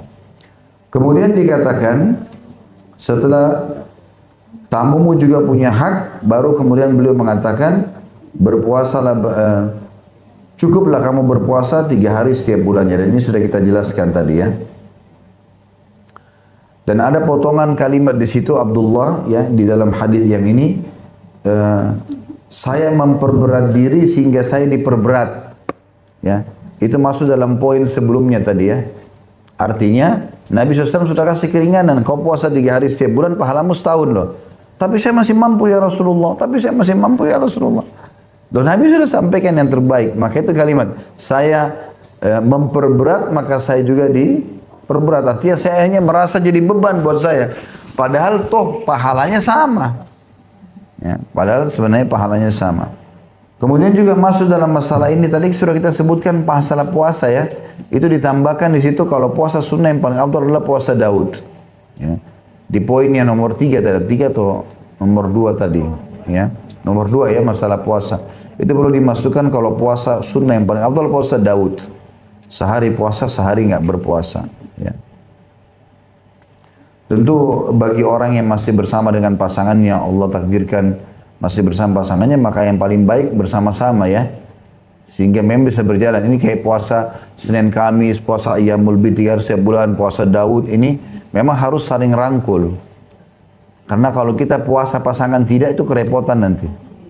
Memang harus sama-sama. Makanya kita komitmenkan itu. Bagaimana kalau mulai bulan depan kita jangan gitu ya. Mulai bulan depan, mulai 3 bulan lagi, mulai bulan Mei misalnya atau nanti habis Idul Fitri kita mulai puasa Senin Kamis ya misalnya. Contoh bertahap. Ya. Jangan langsung datang pasangan ini fadilahnya besar nih Senin Kamis. Mulai besok ya. Padahal dia seumur hidup mungkin belum pernah puasa Senin Kamis. Susah. Kasih jarak waktu. Sebulan depan kita mulai ya. Ternyata ada keutamaan ini. Gitu nah. Jadi akhirnya kita juga kalau puasa, pasangan ikut puasa. Makanya suasana buka puasa bersama juga bisa ada di rumah. Baik, kemudian kita masuk juga ke pelajaran yang ke-6 ya. Tentang keutamaan membaca Al-Quran yang diikuti larangan mengkhatam setiap hari. Walaupun saya tahu, saya sama Bapak Ibu mungkin tidak mungkin bisa khatam 1 hari 30 juz. Ya. Tapi subhanallah ada sahabat yang lakukan itu. Kalau ada yang bertanya, kok bisa dilakukan Ustaz ya? Kita 1 juz 1 hari aja kadang-kadang berat gitu ya. Ini memang Allah berkahi waktu mereka. Subhanallah kita kalau terbiasa mengerjakan sebuah ibadah, Allah berkahi waktunya. Allah berkahi waktunya. Jadi kalau kita belum pernah sholat tahajud, kemudian kita mau sholat tahajud masih berat rasanya. Tapi kalau sudah sebulan, 1 tahun, udah biasa sholat malam, malah kalau ketinggalan jadi nggak enak. Dan nanti tadinya kita cuma sholat setengah jam sebelum subuh, sekarang kita mundur 1 jam, Nanti ringan karena sudah rutin kita kerjakan. Allah berkahi itu. Rutinnya orang tidak pernah baca Quran terus tiba-tiba mau baca 1 juz, berat bagi dia. Tapi kalau orang setiap hari baca sampai sebulan, setahun sudah rutin, maka jadi mudah buat dia. Allah berkahi. Nah, ini Abdullah bin Amr bin As masih lebih ringan. Uthman bin Affan menghatam 30 juz di sholat witir terakhir. Yang biasa kita baca Qul Huwallahu Ahad itu, ya. Itu dia mulai dari Alif Lam Mim sampai Al-Ikhlas. Di rakaat terakhir itu gimana gitu? Kalau kita tanya gimana ya susah jawabannya. Karena kita biasa tologunya diri kita. Padahal sebenarnya Utsman bin Affan setiap hari itu. Ya. Dan juga perlu kita ketahui larangan Nabi SAW untuk membaca Al-Quran, mengkhatam 1 hari ya 30 juz ini, kata sebagian ulama berlaku bagi orang-orang yang baru memulai mengkhatam Al-Quran supaya dia tidak kagetkan dirinya, dan juga tidak masuk dalamnya di waktu-waktu yang utama. Waktu-waktu utama seperti Ramadan misalnya. Kalau Ramadan itu memang sahabat berlomba-lomba mengkhatamnya. Dan ada di antara sahabat yang mengkhatamnya seperti Utsman bin Affan 30 juz itu memang karena sudah menjadi rutinitas dia.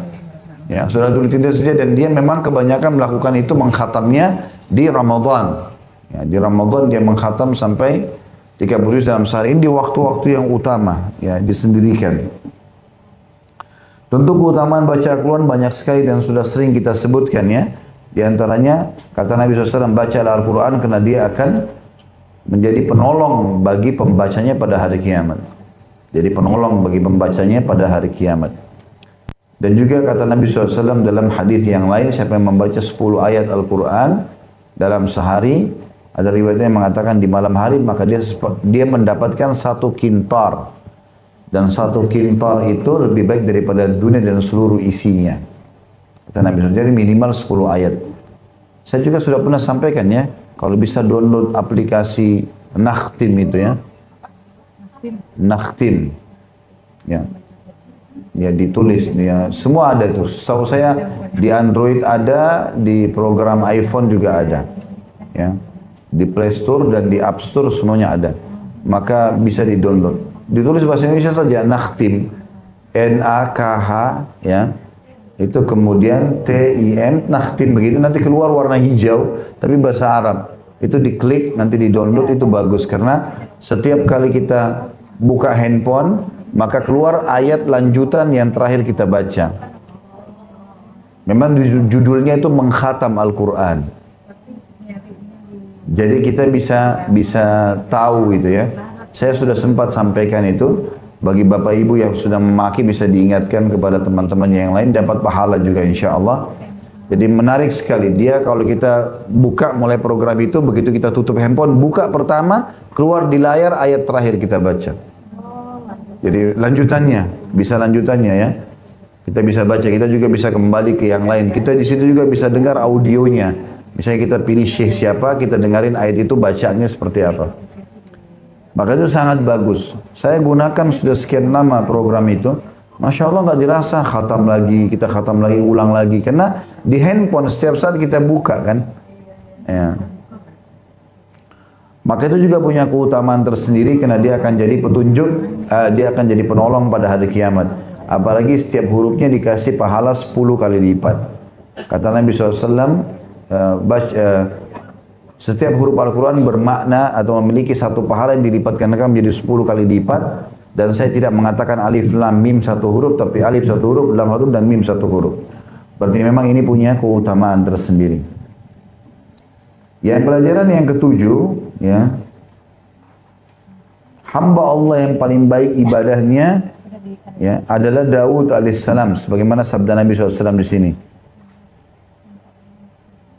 Maksudnya adalah amal yang paling Allah cintai. Tentu yang paling afdal secara global adalah Nabi Muhammad SAW. Tapi di sini fokus ke masalah sholat malam dan puasa, itu dikatakan adalah Nabi sendiri SAW mengatakan afdal sholat malam adalah sholatnya Nabi Daud, afdal puasa adalah puasanya Nabi Daud. Ini juga pelajaran tersendiri.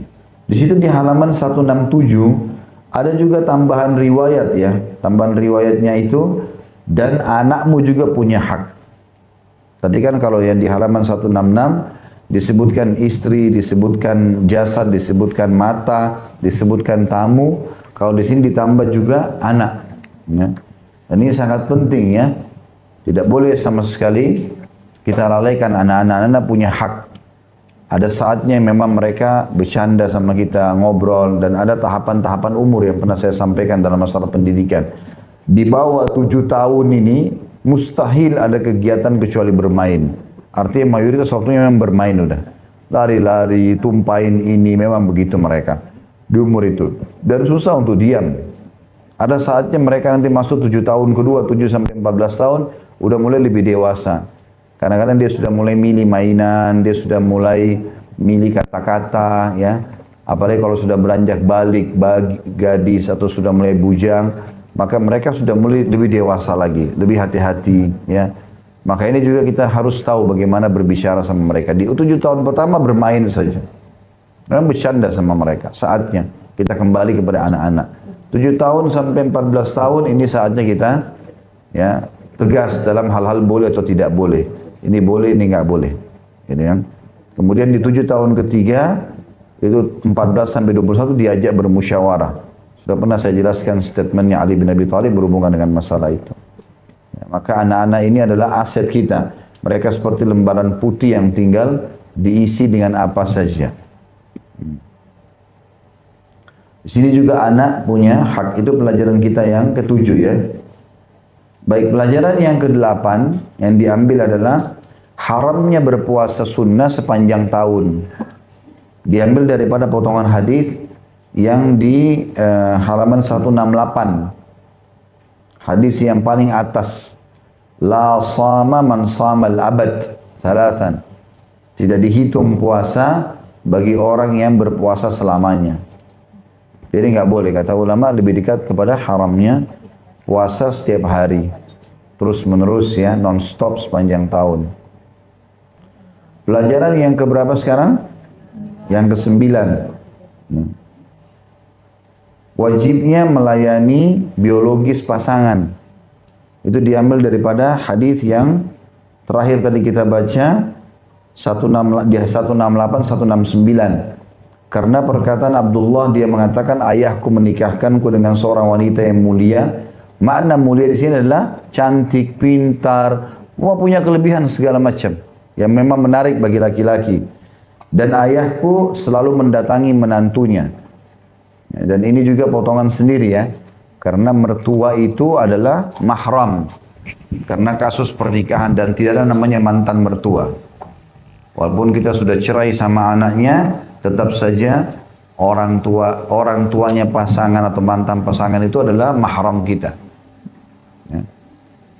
Jadi itu tidak bisa dihapus walaupun kita cerai sama anaknya. Ya.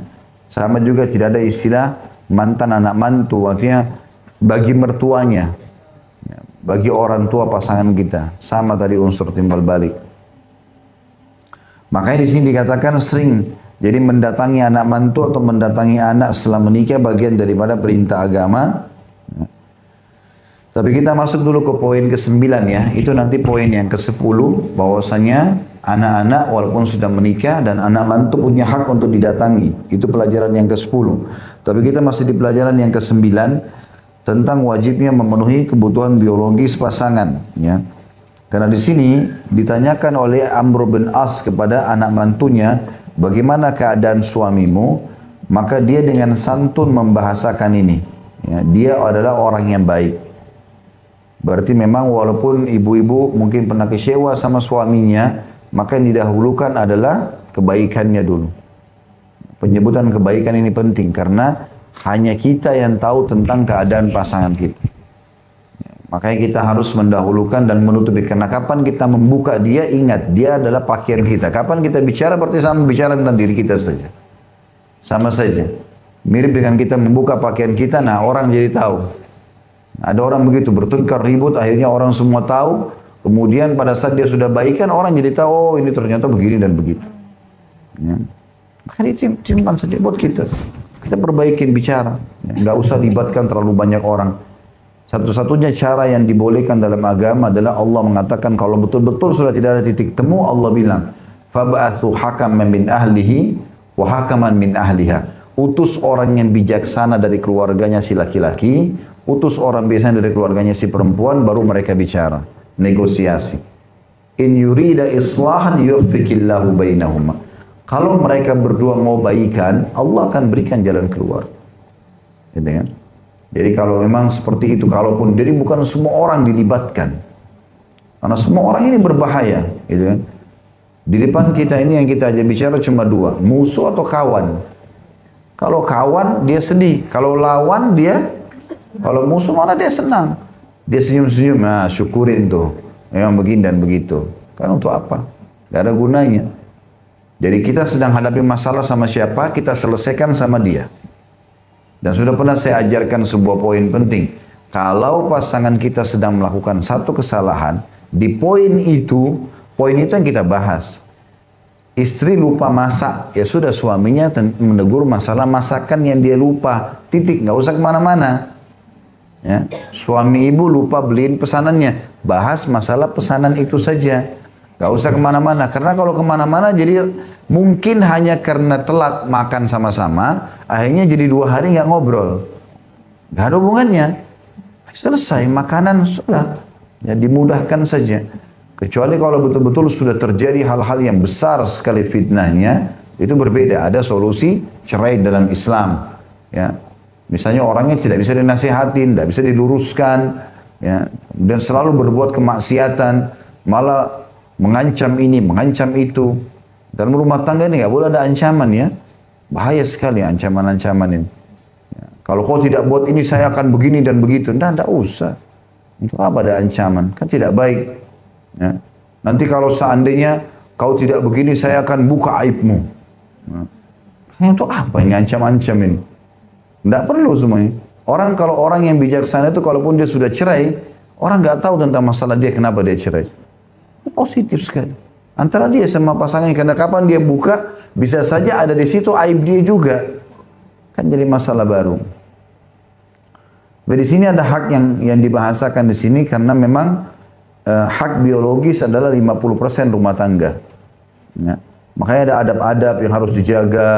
Bagaimana kita harus menjaga apa yang disukai dari warna, dari bau, ya, dari penampilan pasangan itu. Untuk pasangan kita harus bisa membahasakan itu. Tidak ada malu lagi bagi pasangan suami istri. Harus semua dibahasakan baik-baik. Ini ada bahasan sendiri tentunya.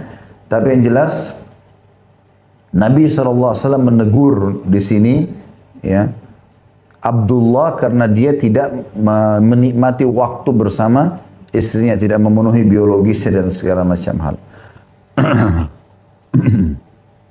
Itu pelajaran ke-9, pelajaran ke-10 tadi saya bilang bolehnya atau dianjurkan orang tua untuk menjenguk anaknya dan anak mantu, tapi bukan mencampuri rumah tangga, ya. Umumnya dalam riwayat-riwayat dikatakan menanyakan bagaimana kabar, apa yang bisa dibantu, hanya itu saja. Tapi nggak usah, terutama ibu-ibu datang ke rumah anak mantunya, lalu kemudian mengatur rumah anaknya atau anak mantunya seperti yang dia mau. Nggak boleh. Kita boleh berikan masukan, tapi terserah. Ibu suka bunga warna merah, anak mantunya suka warna kuning. Nggak usah paksain warna merah.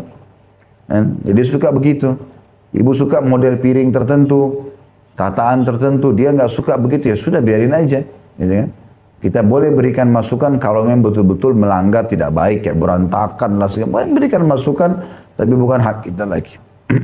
Tapi yang paling dianjurkan adalah menanyakan tentang kabar dan kebutuhan mereka.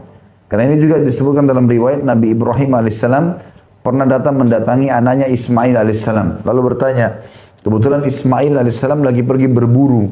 Kemudian Ibrahim alaihissalam datang dari Palestina ke Mekah, ketemu sama anak mantunya, ditanya, bagaimana kehidupan kalian? Rupanya anak mantunya berkeluh kesah. Kehidupan kami susah begini segala macam. Tidak ada rasa syukur. Gak pernah ada alhamdulillah dari lisannya. Kebetulan anak mantunya ini belum pernah lihat mertuanya. Nabi Ibrahim SAW tinggal di negeri Syam. Zaman dulu gak ada telepon, gak ada video call kayak kita sekarang. Orang gak tahu. Maka Nabi Ibrahim datang, dia tidak tahu kalau ini mertuanya.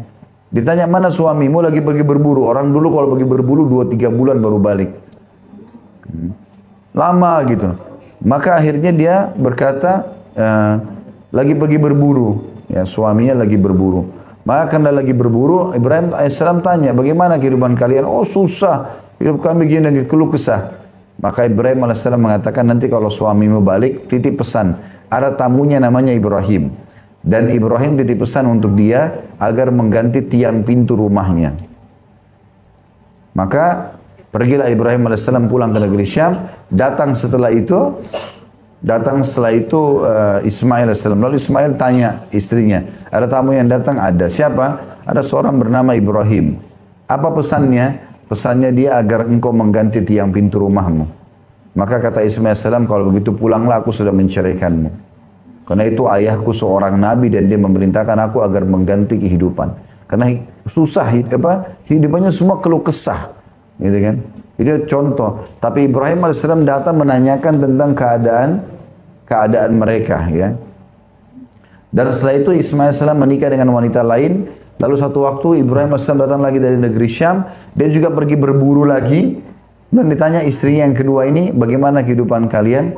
Maka dikatakan, kehidupan kami baik, alhamdulillah, begini dan begitu. Semua pujian kepada Allah SWT. Maka Nabi Ibrahim alaihissalam mengatakan, kalau datang suami bilang, ada tamunya bernama Ibrahim, dan sampaikan agar dia mempertahankan tiang pintu rumahnya. Ya. Jadi diibaratkan wanita itu dengan tiang pintu rumah, artinya kalau tanpa pintu kan semua bisa masuk, serangga segala macam, penjahat. Maka ibu-ibu itu tiang pintu rumah. Nah ini setelah saya sampaikan di pengajian, rupanya ada beberapa laki-laki itu ikhwah kita menggunakan bahasa ini. Pertahankan tiang pintu rumah, ganti tiang pintu rumah. Itu biasanya mengibaratkan dengan istri, ya. Baik, itu yang kita bisa ambil pelajaran daripada hadis ini, dan bagaimana Allah Subhanahu wa taala memudahkan ibadah buat kita, ya, dengan pahala yang besar asal kita mengikuti tuntunan, ya. Tuntunan, kalau sesuai dengan tuntunan insya Allah akan mendapatkan pahala yang maksimal, ya. Ya. Ini insya Allah berapa tadi? 9 poin, ya. 10 poin yang kita ambil pelajaran dari hadis-hadis ini. Baik, kita masuk ke hadis yang setelahnya. Kita mungkin selesaikan bab ini, ya. Hadis nomor 155 dari Abu Rib'i Hanzalah bin Ar-Rabi Al-Usaidi Al-Khatib atau Al-Katib, salah satu juru tulis Rasulullah SAW. Beliau berkata, "Laqiyani Abu Bakar radhiyallahu anhu faqal, kaifa anta ya Hanzalah?" Qultu nafaqa Hanzalah. Qala subhanallah, ma taqul? Qultu nakunu inda Rasulillah SAW yudzakkiruna bil jannati wan nari ka'anna ra'yal 'ain. فإذا خرجنا من عند رسول الله صلى الله عليه وسلم آفسنا الأزواج والأولاد والضيعات نسينا كثيرا. قال أبو بكر عنه فوالله إن لنلقى مثل هذا. فانطلقت أنا وأبو بكر حتى دخلنا على رسول الله صلى الله عليه وسلم فقلت نافق حنظلة يا رسول الله. فقال رسول الله صلى الله عليه وسلم وما ذاك؟ Qultu ya Rasulullah, nakunu indaka tudzakkiruna bin nari wal jannah ka'anna ra'yal 'ain. Fa idza kharajna min indika afasna al azwaja wal aulada wad dhai'ati nasina katsira. Faqala Rasulullah sallallahu alaihi wasallam walladhi nafsi biyadi in law tadumuna ala ma takununa indi wa fi dhikri la safahatkumul malaikatu ala furushikum wa fi turukikum walakin ya Hanzalah sa'atan wa sa'a thalatha marrat. Hadis ini sahih diriwayatkan Imam Muslim. Kata Nabi SAW, kata Hanzalah radhiyallahu anhu, Hanzalah ini seorang sahabat Nabi yang mulia. Abu Bakar radhiyallahu anhu menemuiku dan bertanya, bagaimana keadaanmu wahai Hanzalah? Saya menjawab, Hanzalah telah jatuh dalam kemunafikan. Maksudnya ada footnote nomor 162, dia khawatir menjadi orang munafik. Lalu dia berkata, Abu Bakar berkata, subhanallah, apa yang kamu katakan? Kenapa ngaku khawatir jadi orang munafik?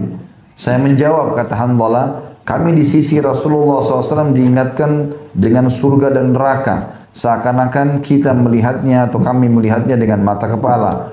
Namun setelah kami keluar dari sisi Rasulullah SAW, kami bergaul dengan istri dan anak-anak serta segala urusan penghidupan, maka kami banyak lupa. Abu Bakar berkata, demi Allah kami juga mengalami hal yang serupa. Maka saya dan Abu Bakar berangkat hingga kami tiba di hadapan Rasulullah SAW. Maka saya berkata, Hanzalah munafik wahai Rasulullah. Maka ini Hanzalah berkata tentang dirinya sendiri ya. Maka beliau bertanya, apa itu? Saya menjawab, wahai Rasulullah, kami di sisi Anda memperingatkan kami dengan neraka dan surga, seolah-olah hal itu terlihat di hadapan mata. Akan tetapi, apabila kami keluar dari hadapan kami bergaul dengan istri, anak-anak dan segala urusan penghidupan, maka kami banyak lupa. Maka Rasulullah SAW bersabda, demi Allah yang jiwaku berada di tangannya, seandainya kalian dapat menjaga kondisi keimanan yang kalian rasakan ketika kalian berada di sisiku dan di dalam zikir, tentu malaikat akan menjabat tangan kalian di atas tempat tidur kalian dan di jalan-jalan kalian. Akan tetapi wahai Hanzalah, sesaat dan sesaat.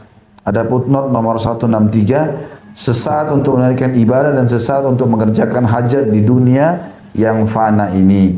Maka beliau SAW mengulangi itu sampai 3 kali. Hadis ini memberikan pelajaran kepada kita. Pertama, tentang sekali lagi kedudukan para sahabat. Bagaimana pedulinya mereka terhadap ibadah. Dan Hanzalah ini adalah seorang sahabat yang mulia, yang terkenal sekali. Dia mati syahid di perang Uhud. Dan dia dikenal juga dengan julukan Gasilul Malaika, ya, orang yang dimandikan junub oleh malaikat, ya. Jadi Hanzalah ini radhiyallahu anhu kebetulan dia dimandikan junub. Saya ceritakan sekarang. Jadi kebetulan perang Uhud itu terjadi tahun 3 Hijriah, hari Sabtu, ya. Hari Jumat sore atau malam Hanzalah menikah. Dia malam hari nggak bergaul sama istrinya, dia tunggu habis subuh, pulang sholat subuh dia berhubungan biologis. Dalam kondisi dia junub, belum mandi, habis biologis, tiba-tiba ada panggilan jihad, berperang Uhud, dan tidak bisa lagi ditunda karena musuh sudah ada di depan pintu gerbang Madinah. Maka dia pun ikut bergabung, belum sempat mandi junub. Lalu pada saat ikut berperang itu di waktu duha ya, ternyata Hanzalah terbunuh radhiyallahu anhu, mati syahid. Maka Nabi SAW mengatakan, ya, Hanzalah dimandikan oleh para malaikat dalam junubnya itu. Juga dalam riwayat lain Nabi SAW mengalihkan pandangan matanya dari Hanzalah waktu jenazah semua dikumpulin, jenazah para syuhada Uhud. Nah waktu Hanzalah Nabi mengalihkan pandangannya. Kata para sahabat, kenapa ya Rasulullah, ada apa dengan Hanzalah? Mereka takut gitu kan. Maka kata Nabi SAW, aku diperlihatkan oleh Allah istrinya dari bidadari yang menjemputnya. Nah, jadi menjemput ruhnya dari surga gitulah. Maka itu juga keutamaan-keutamaan tersendiri. Nah Hanzalah ini memang terkenal sekali dengan kesolehannya. Di antara kesolehan dia terlihat dalam hadis ini. Ya, apa yang dia bilang? Begitu ketemu Abu Bakar tanya, wahai Hanzalah, bagaimana keadaanmu? Biasanya sahabat ini kalau bertemu teman-teman sekalian sering saling bertanya, yang dimaksud bagaimana keadaanmu adalah bagaimana keimananmu sekarang. Jadi biasanya sahabat bukan lagi nanya yang lainnya, tapi nanya tentang masalah keimanan. Bagaimana kau keadaan hari ini? Keimananmu bagaimana nih? Ya, lagi kuatkah? Lagi lemahkah? Ya, istilah yang biasa dikatakan futur ya. Maka dia mengatakan, Hanzalah telah jadi munafik. Maksudnya khawatir jadi munafik gitu kan. Kata Abu Bakar, kenapa itu? Dia bilang, kami kalau di sisi Nabi SAW, Nabi bicara tentang surga, tentang neraka, maka hati kami terasa lunak sekali dan ketakutan seperti melihat surga depan mata dan neraka depan mata. Gitu kan. Maka pada saat itu, ya, dan pada saat kami pulang, ketemu sama istri kami, sama anak-anak, pekerjaan, kami lupa lagi itu. Tadinya nangis di taklimnya Nabi, sekarang sudah enggak. Maka saya rasa ini munafik gitu.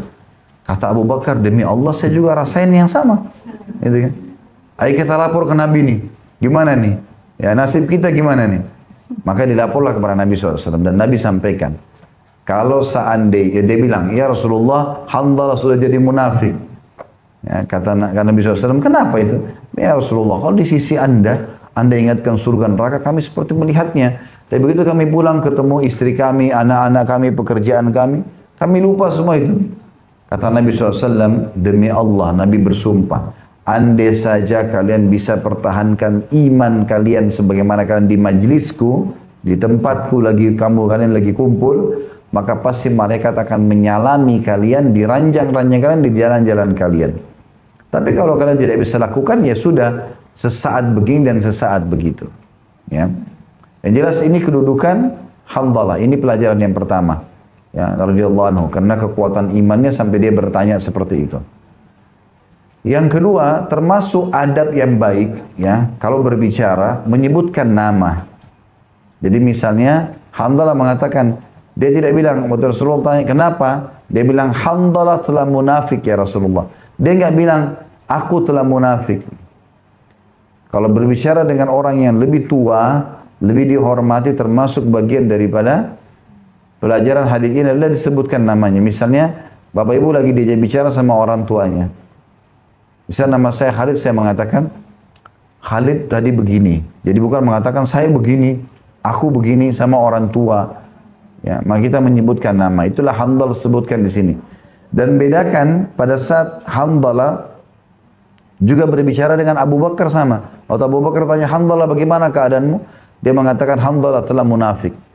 Sama dengan Nabi SAW. Karena Abu Bakar dianggap bagi dia orang yang lebih tua. Ya, lebih dituakan, lebih dihormati, lebih kuat secara keimanan dan seterusnya.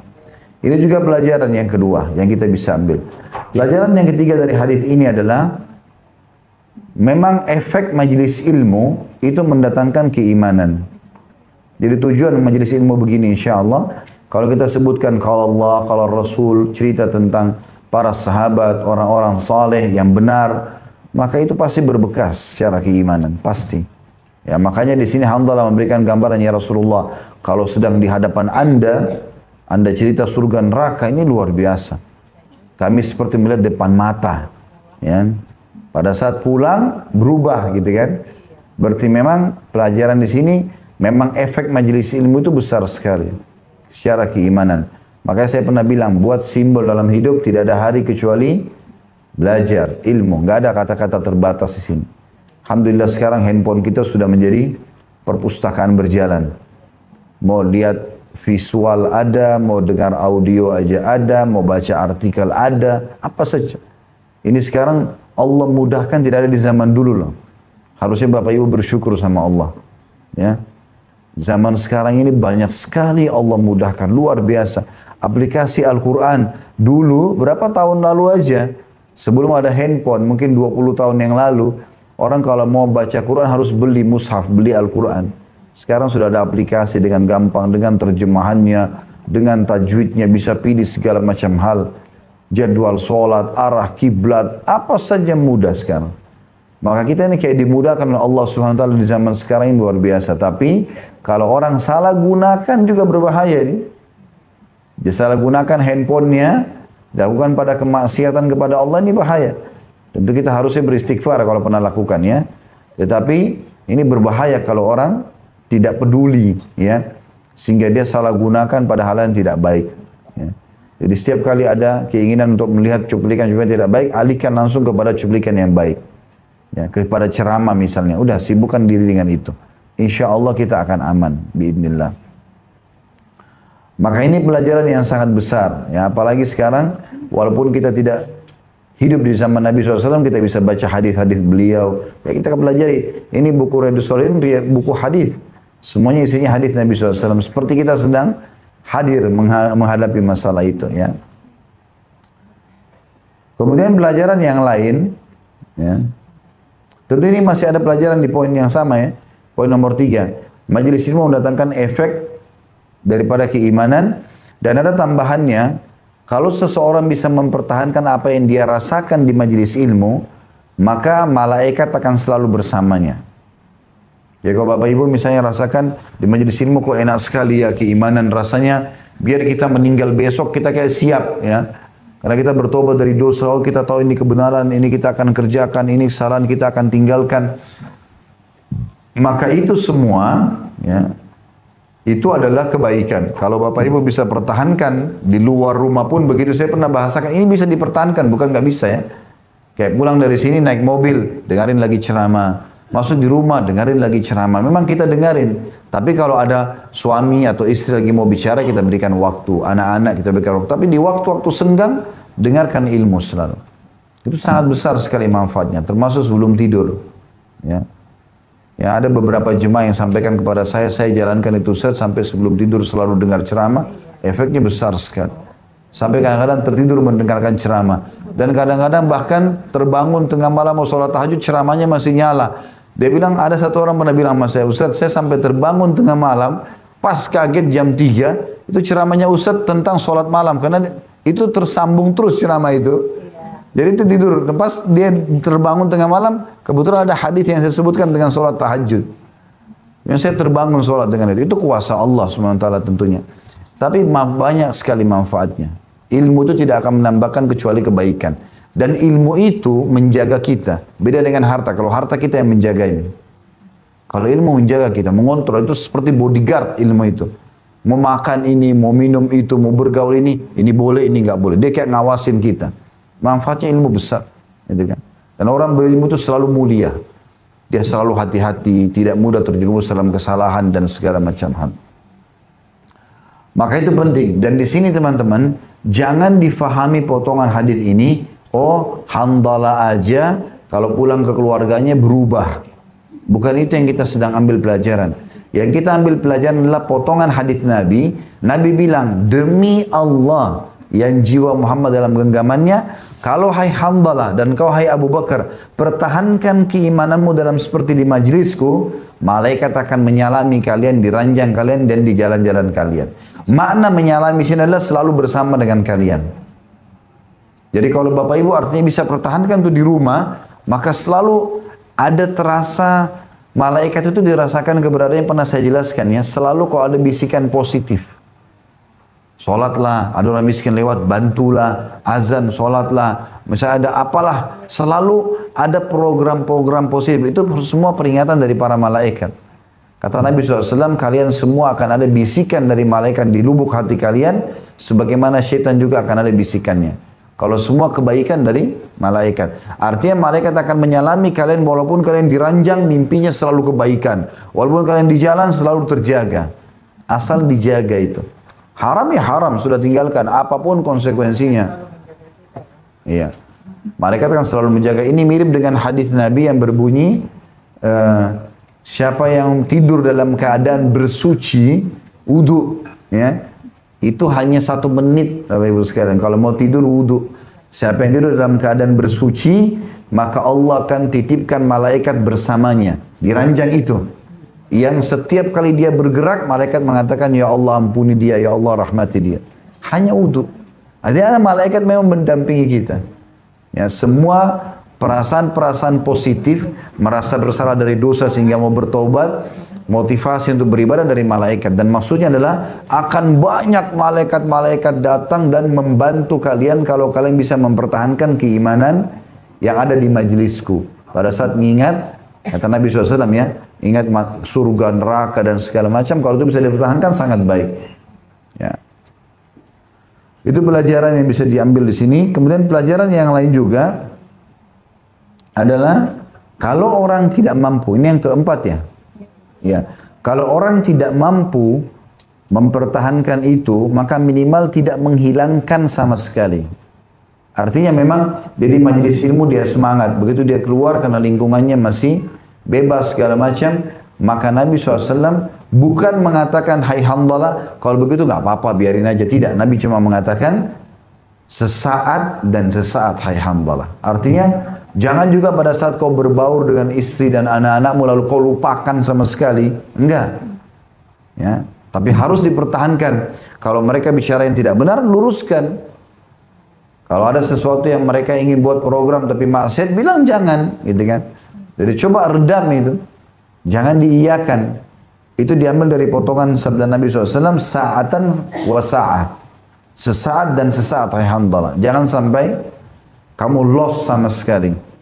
Ya, karena pernah saya jelaskan ya, kalau tidak mampu, maka ya tidak boleh terjerumus sama sekali atau meninggalkan sama sekali keimanan itu.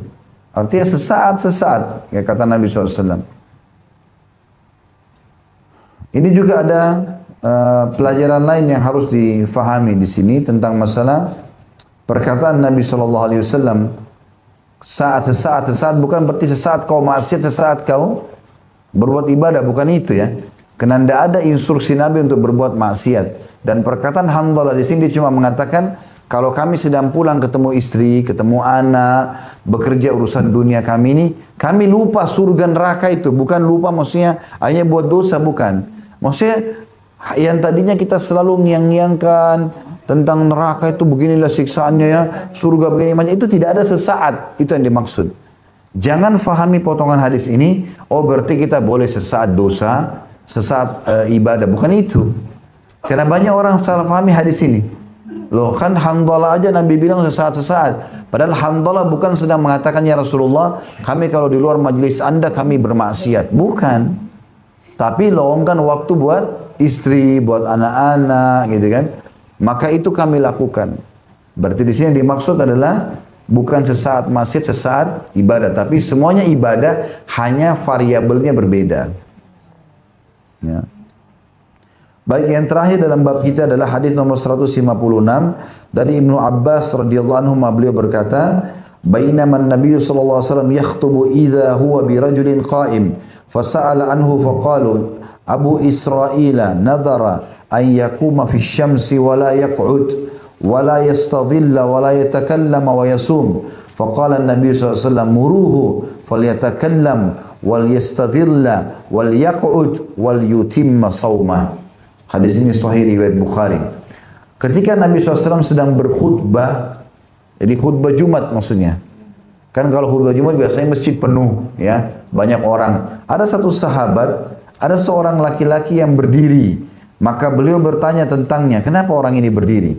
Maka mereka menjawab, dia adalah Abu Israil. Namanya dia Abu Israil. Anaknya namanya Israil, maka dia katakan Abu Israil. Israel ini namanya Nabi Yakub ya. Jadi bukan berarti negara Israel, karena mereka pun mengambil dari nama itu sebenarnya. Ya. Ya, ini Nabi Yakub, ayahnya Nabi Yusuf. Dia bernazar, Abu Israel ini bernazar untuk berdiri di bawah terik matahari, tidak mau duduk, tidak berteduh dan tidak berbicara dalam keadaan puasa. Maka Nabi SAW bersabda, ya, suruhlah dia agar berbicara, berteduh dan duduk, dan hendaklah dia menyempurnakan puasanya. Hadis ini diriwayatkan oleh Imam Bukhari. Jadi pelajaran dari hadis ini, Islam yang pertama, Islam tidak menyuruh kita memaksakan diri melakukan perbuatan yang bisa menyusahkan.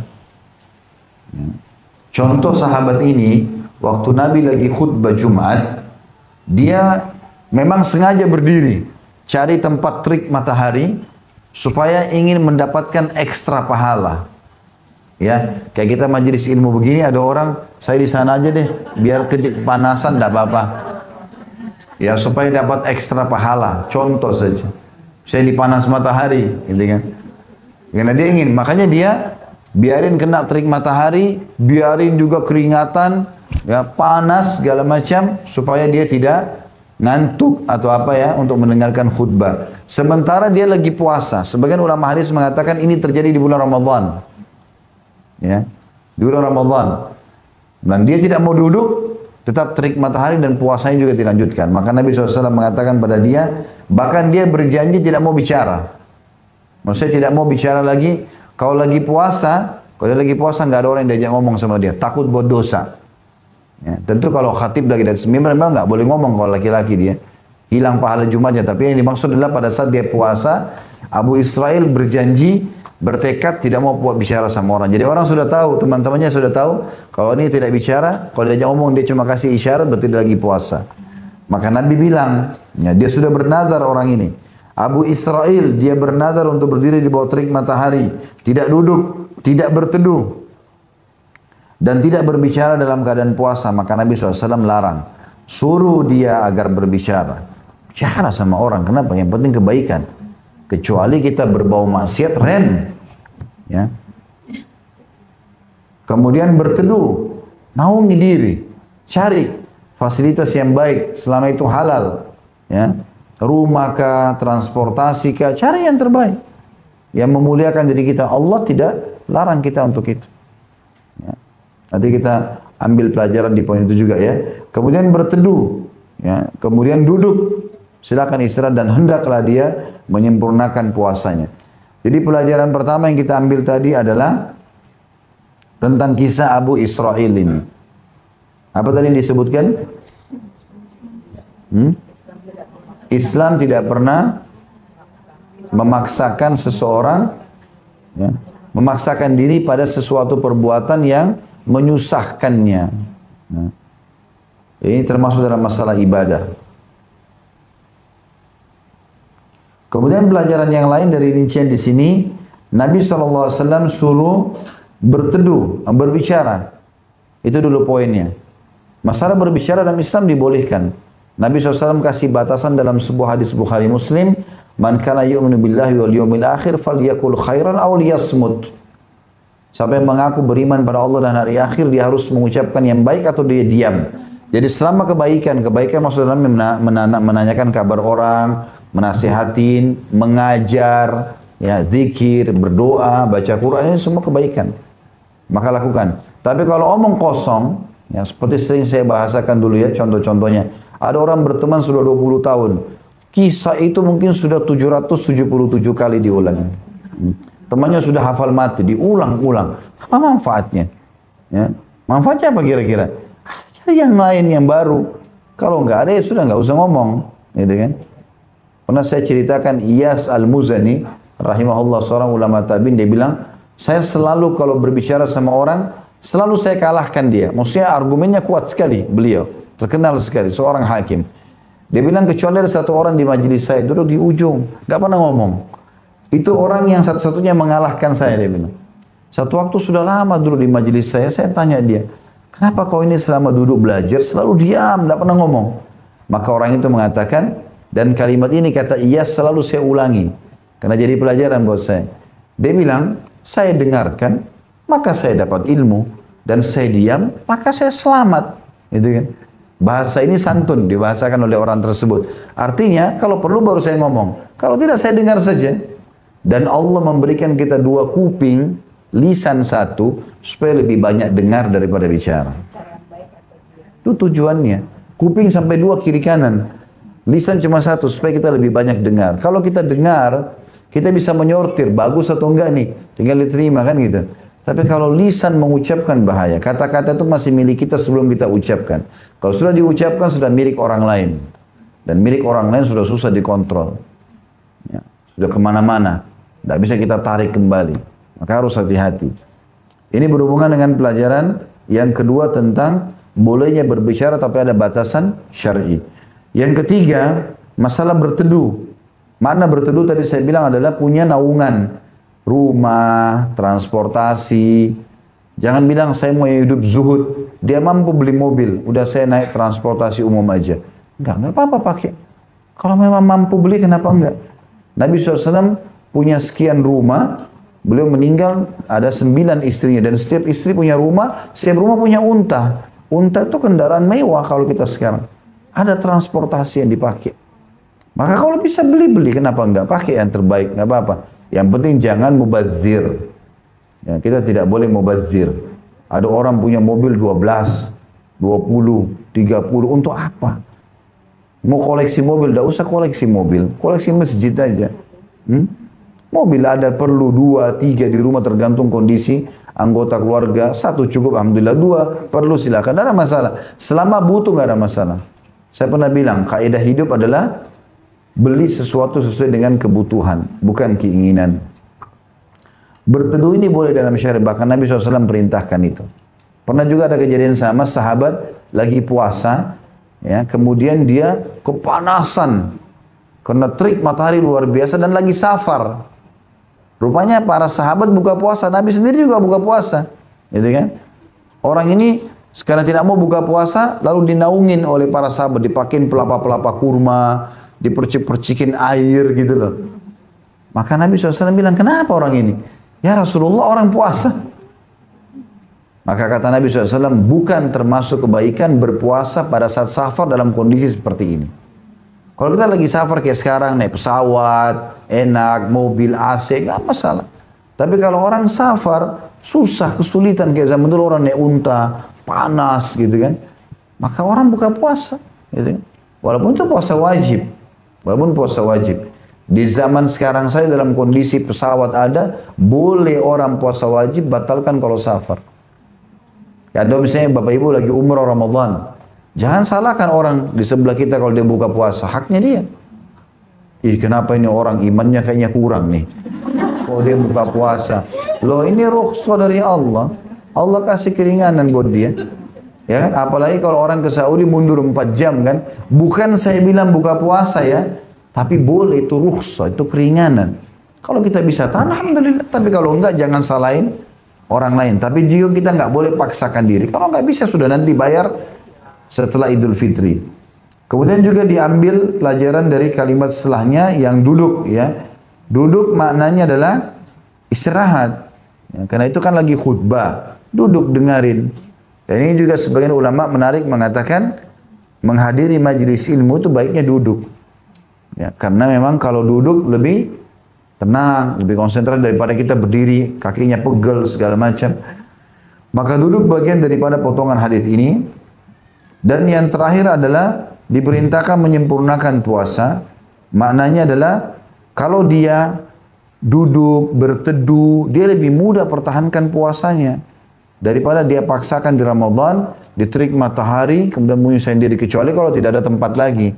Kayak seorang muslim masuk ke masjid, hari Jumat ternyata memang penuh semuanya. Itu beda.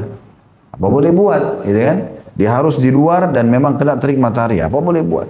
Itu pun dia masih bisa bernaung di bawah pohon. Nanti kalau sudah mau sholat baru dia merapat, itu juga boleh. Allahu alam. Jadi ini pelajaran-pelajaran yang bisa diambil. Dan alhamdulillah bab kita sudah selesai masalah seimbang dalam ketaatan. Dan insya Allah pertemuan akan datang kita akan masuk menjaga amal soleh secara konsisten. Ini nanti melengkapkan bab bahasan kita yang sebelumnya itu bab 14. Kita masuk insya Allah bab 15 nantinya. Begitu saja, mudah-mudahan bermanfaat. Subhanakallahumma bihamdika asyhadu an la ilaha illa anta astaghfiruka wa atubu ilaik. Wassalamualaikum warahmatullahi wabarakatuh.